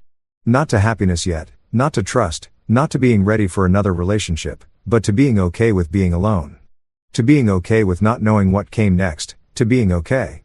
In January, 2 years after Emma started her affair, I met someone. Her name was Rachel. She was a landscape architect. We met at a professional conference where our fields overlapped. We talked for 3 hours over coffee, then dinner, then breakfast the next morning after talking all night. She was divorced, too. Different circumstances. Her ex had been an alcoholic who'd refused treatment, but she understood loss, understood betrayal, understood the work of rebuilding yourself. We started slowly, coffee dates, lunch meetings, walks through Seattle parks while she pointed out trees I'd never noticed. I told her about Emma, about Christmas Eve, about the year of nothings that followed. She listened without judgment. Do you think you'll ever trust someone again? She asked. I don't know, I said honestly. Part of me thinks I will. Part of me thinks I'm too damaged. You're not damaged, she said firmly. You're wounded. There's a difference. Damage is permanent. Wounds heal. I wanted to believe her. We kept seeing each other, kept talking, kept building something careful and honest and real. One night, 6 months after we met, she asked me about scars. Everyone has scars, she said. Physical or emotional. They're proof that we survived something, that we healed. Do you have scars from what Emma did? Yes. Can I see them? I told her everything, not just the facts I'd shared before, but the feelings. The way I'd stood in that hallway and felt myself cease to exist. The year of nothing. The rage and pain and grief that had finally broken through. The slow hard work of becoming okay. She listened to all of it. Then she told me about her scars, about finding her husband passed out in their daughter's room, about the lies and broken promises, about choosing to leave even though she still loved him, about rebuilding her life as a single mother. We're both survivors, she said. Survivors of different things, but survivors nonetheless. And survivors get to choose what comes next. I kissed her that night. First time since Emma. It felt like stepping off a cliff and discovering I could fly. It wasn't perfect. I had moments of panic, moments where I wanted to run, moments where my scars itched. But Rachel was patient, understanding. She gave me space when I needed it and closeness when I could handle it. We built something together, slowly, carefully, honestly. 3 years after Christmas Eve, I married Rachel. It was a small ceremony. David was my best man. Rachel's daughter was her maid of honor. We didn't have a big reception. Didn't want the stress or the show, just us and the people we loved, making promises we intended to keep. I thought about Emma during the ceremony. Couldn't help it. My wedding to her had been huge. 300 people, open bar, live band, the works. This was different, quieter, more real. I meant these vows in a way I hadn't understood how to mean the first time. After the ceremony, David pulled me aside. "You happy?" he asked. "Yeah," I said, and meant it. "I really am." "Good. You deserve it." I thought about that word deserve. What did any of us deserve? Emma had thought she deserved passion and excitement, had chosen it over stability and trust. Jake had thought he deserved a fresh start, had abandoned his children for it. I'd thought I deserved a faithful wife. Had discovered that what we think we deserve and what we get aren't always aligned. But now, standing here with Rachel's hand in mine, I thought maybe deserve was the wrong word. Maybe it wasn't about deserving. Maybe it was about choosing. Choosing to trust again even though I'd been betrayed. Choosing to love again even though I'd been hurt. Choosing to build something new instead of staying trapped in the wreckage of what had been destroyed. 4 years after Christmas Eve, Emma sent me a letter, not an email I could block, an actual letter, handwritten forwarded through Melissa because she was the only contact point Emma had. I almost threw it away without reading it, but Rachel saw it, asked what it was. "Letter from my ex-wife." I said, "Are you going to read it?" "Should I?" Rachel thought about it. "That depends. Will reading it help you or hurt you?" I didn't know. I'd spent 4 years building a life Emma wasn't part of. Did I really want to let her back in, even just through words on paper? But curiosity won. I opened the letter. It was long. Pages of small, careful handwriting. She told me Sophia was 3 now. Smart and funny and beautiful. She told me Jake had never paid child support, had disappeared completely. She told me her career had recovered, that she'd been promoted, was doing well professionally. She told me she was in therapy, had been for 2 years, was working on understanding why she'd made the choices she'd made. She told me she'd realized too late that what she'd called boring and safe had actually been love and commitment and partnership. She told me she was sorry again. Still, she told me she hoped I was happy. She told me she didn't expect a response, didn't expect anything from me, just wanted me to know that she understood finally what she destroyed. The letter ended with, "You deserve better than what I gave you. I hope you found it." I read it twice. Felt nothing, not rage, not pain. Something like pity maybe or closure. "What did it say?" Rachel asked. I summarized it for her. "Are you going to respond?" "No," I said. "I don't think there is anything to say." She apologized. I heard it. "That's enough." "Is it really?" I thought about it. About the man I'd been on Christmas Eve 4 years ago. About the year of nothing that followed. About the slow, painful work of healing. "Yeah," I said, "it really is. I don't need anything from her. I don't hate her. I don't love her. I don't think about her unless reminded. She's just someone I used to know who made choices that hurt me. That's all she is now." Rachel kissed my cheek. "That's growth." It was growth. Hard won and slow and painful, but growth nonetheless. I put the letter in a box in my closet. Didn't throw it away, but didn't keep it somewhere I'd see it either. Just archived it like any other document from a closed project. 5 years after Christmas Eve, I became a father. Rachel and I had a son. We named him Daniel. Holding him for the first time, I thought about everything that had happened to bring me to this moment. If Emma hadn't had an affair, I'd never have divorced her. If I'd never divorced her, I'd never have moved to Seattle. If I'd never moved to Seattle, I'd never have met Rachel. If I'd never met Rachel, Daniel wouldn't exist. It wasn't that Emma's betrayal was good. It wasn't that I was grateful for the pain, but it had led here, to this moment, to this life, to this family. "What are you thinking?" Rachel asked from the hospital bed. "That life is strange," I said. "That the worst thing that ever happened to me led to some of the best things. Are you glad it happened?" "No, but I'm glad where I ended up." She understood the distinction. Daniel grew. First steps, first words, first day of school. I was present for all of it. Not traveling for work, not missing moments because I was building a career. I'd learned that lesson, at least, that the building blocks of a life weren't job titles and bank accounts. They were moments, connections, people who mattered. 6 years after Christmas Eve, I ran into Richard, Emma's father. I was visiting David for the weekend, stopped at a coffee shop, and there he was. He looked older. Grayer, tired. "Marcus," he said, surprised, uncertain. "Richard?" Awkward silence. "I heard you remarried," he said finally. "Have a son?" "I do." "That's good. I'm glad you found happiness." I studied him, saw the regret in his face. "How's Emma?" I asked. "She's managing. Sophia's 6 now. Smart kid. Emma's doing better. Therapy helped. She's with someone new. Nice guy, teacher. Stable. Stable." The thing she'd once called me dismissively.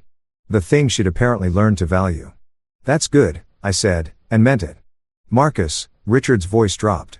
"I owe you an apology for that Christmas. For knowing what she was planning and not saying anything. For protecting her instead of being honest with you. That wasn't right." I considered his words. The apology I'd wanted desperately 4 years ago, 5 years ago, 6 years ago, now it felt less important. "I appreciate that," I said. "But it's okay." "Really? What's done is done. Are you happy?" he asked. "Yeah," I said. "I really am." And it was true. Not the simple, unexamined happiness of my marriage to Emma. Not the happiness of someone who didn't know that love could be faked and marriages could be lies, but the complicated earned happiness of someone who'd been broken and healed, who'd lost everything and built something new, who'd survived. 7 years after Christmas Eve, I told the story to my therapist. I still saw her occasionally, maintenance sessions, making sure I was processing things healthily. "Do you think about her?" the therapist asked. "Sometimes, Wash," I admitted. "Not often, but sometimes." "What do you think about?" "I think about that night hearing her tell her mother about Jake. The way my whole world changed in 30 seconds. I paused. I think about how I could have confronted her right then, made a scene, let my anger out immediately. Do you wish you had? No. The way I did it, carefully, methodically, with evidence, that was better. It gave me control when I felt powerless. It made me feel less like a victim. Do you still feel like a victim?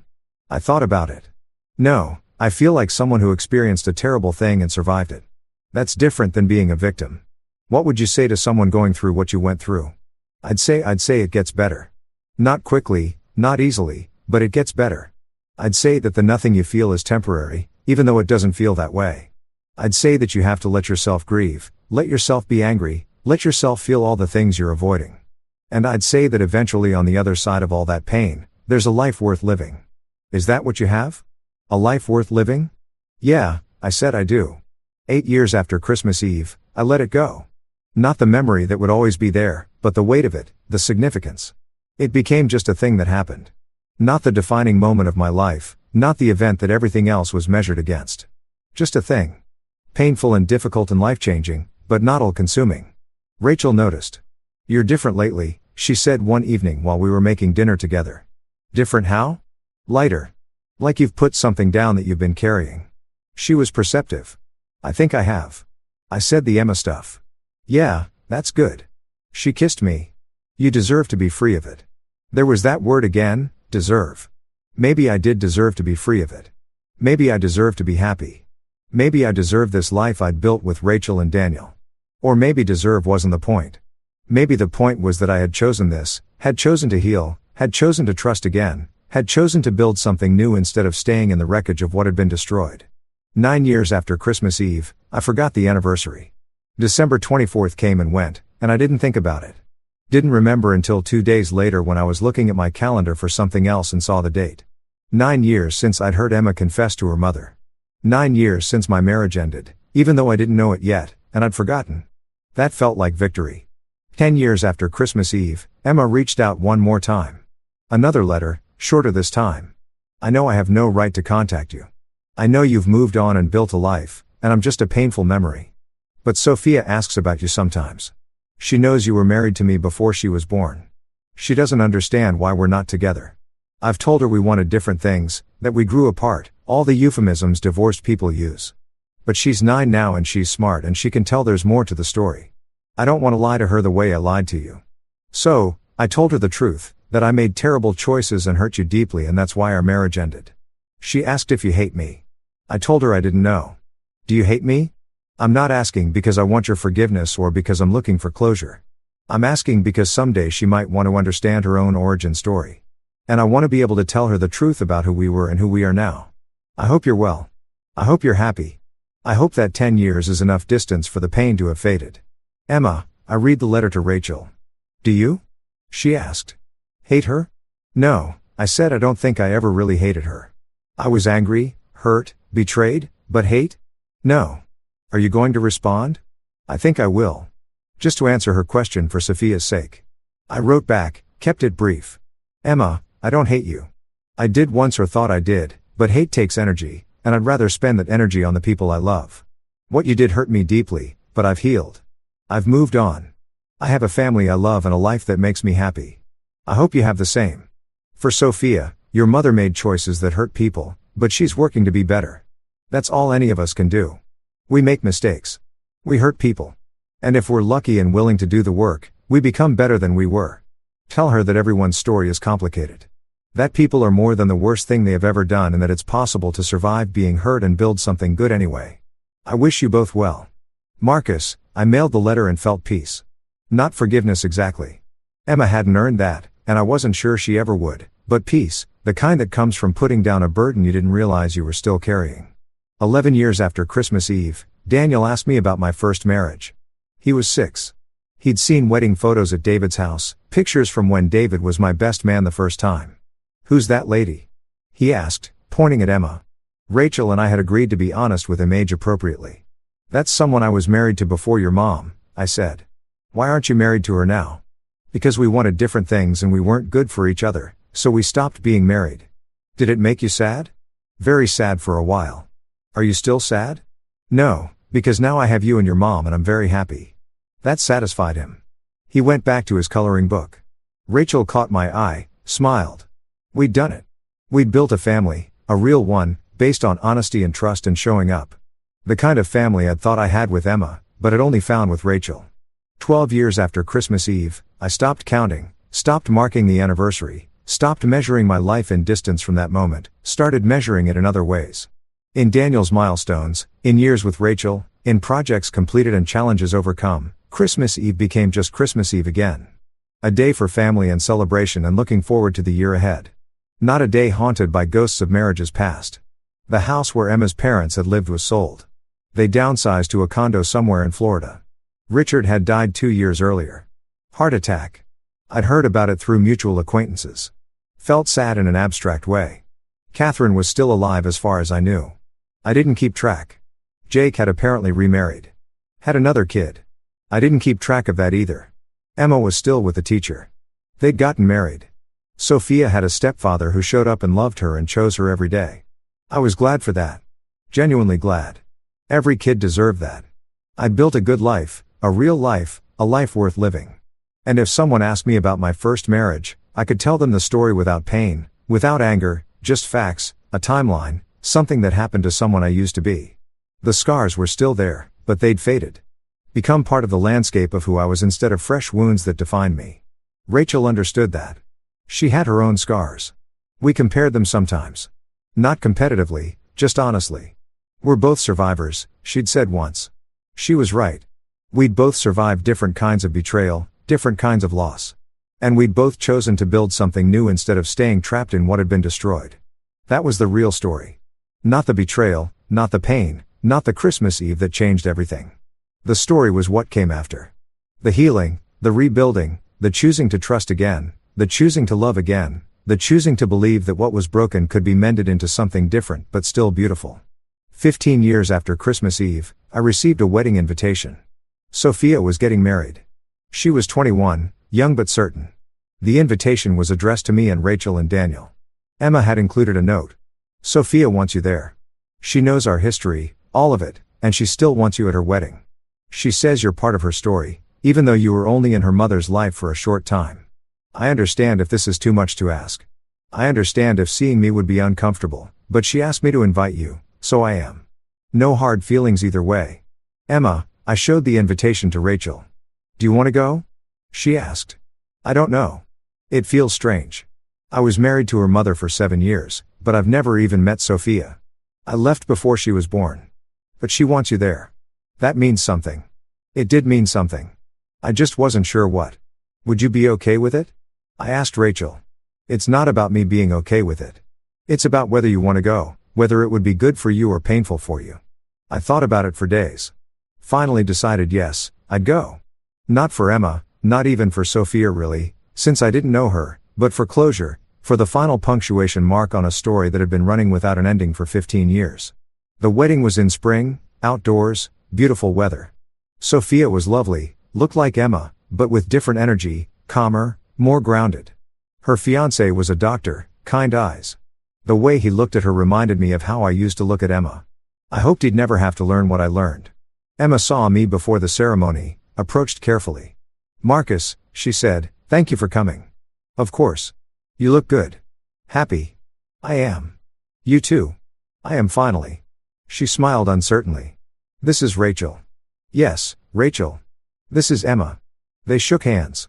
2 women who'd both been married to me. Meeting for the first time. "It's nice to meet you," Rachel said graciously. "You, too, and this must be Daniel." My son, 15 years old now, shook Emma's hand politely. "Sophia's excited to meet you," Emma said to me. "She's nervous about the wedding, but she really wanted you here." "Why?"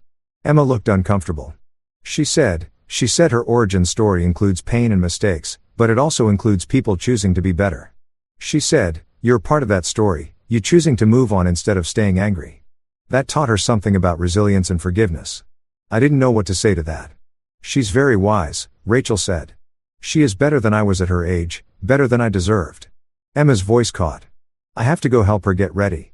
But Marcus, thank you for coming, for responding to my letters, for not hating me, even though you had every right to." "I hope you're happy, Emma," I said and meant it. "I hope you are, too." "I am." The ceremony was beautiful. Sophia glowed. Her husband, new husband, looked at her like she was the only person in the world. During the reception, Sophia found me. "Mr. Harrison." She said, "Thank you for coming. Call me Marcus and congratulations. I wanted to meet you. I know it's strange. You were married to my mom, but you left before I was born. But you're still part of my story. Your mother mentioned that. I'm not sure I understand."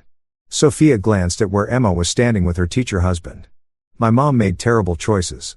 She hurt you and Jake's family and herself, but she's worked hard to be better. To be someone I can be proud of.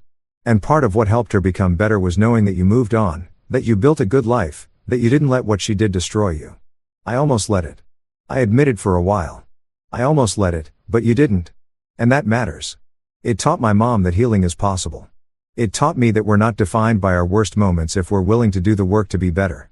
This 21-year-old woman was teaching me things about my own story that I hadn't understood." "You're very wise," I said. She laughed. "My mom says that, too. I think I just had to grow up fast. Had to figure out how to make sense of a complicated origin story." "For what it's worth," I said, "I'm glad your mother found happiness. I'm glad you have a good stepfather. And I'm glad you're starting your own story with someone who loves you." "Thank you." She said, "That means more than you know."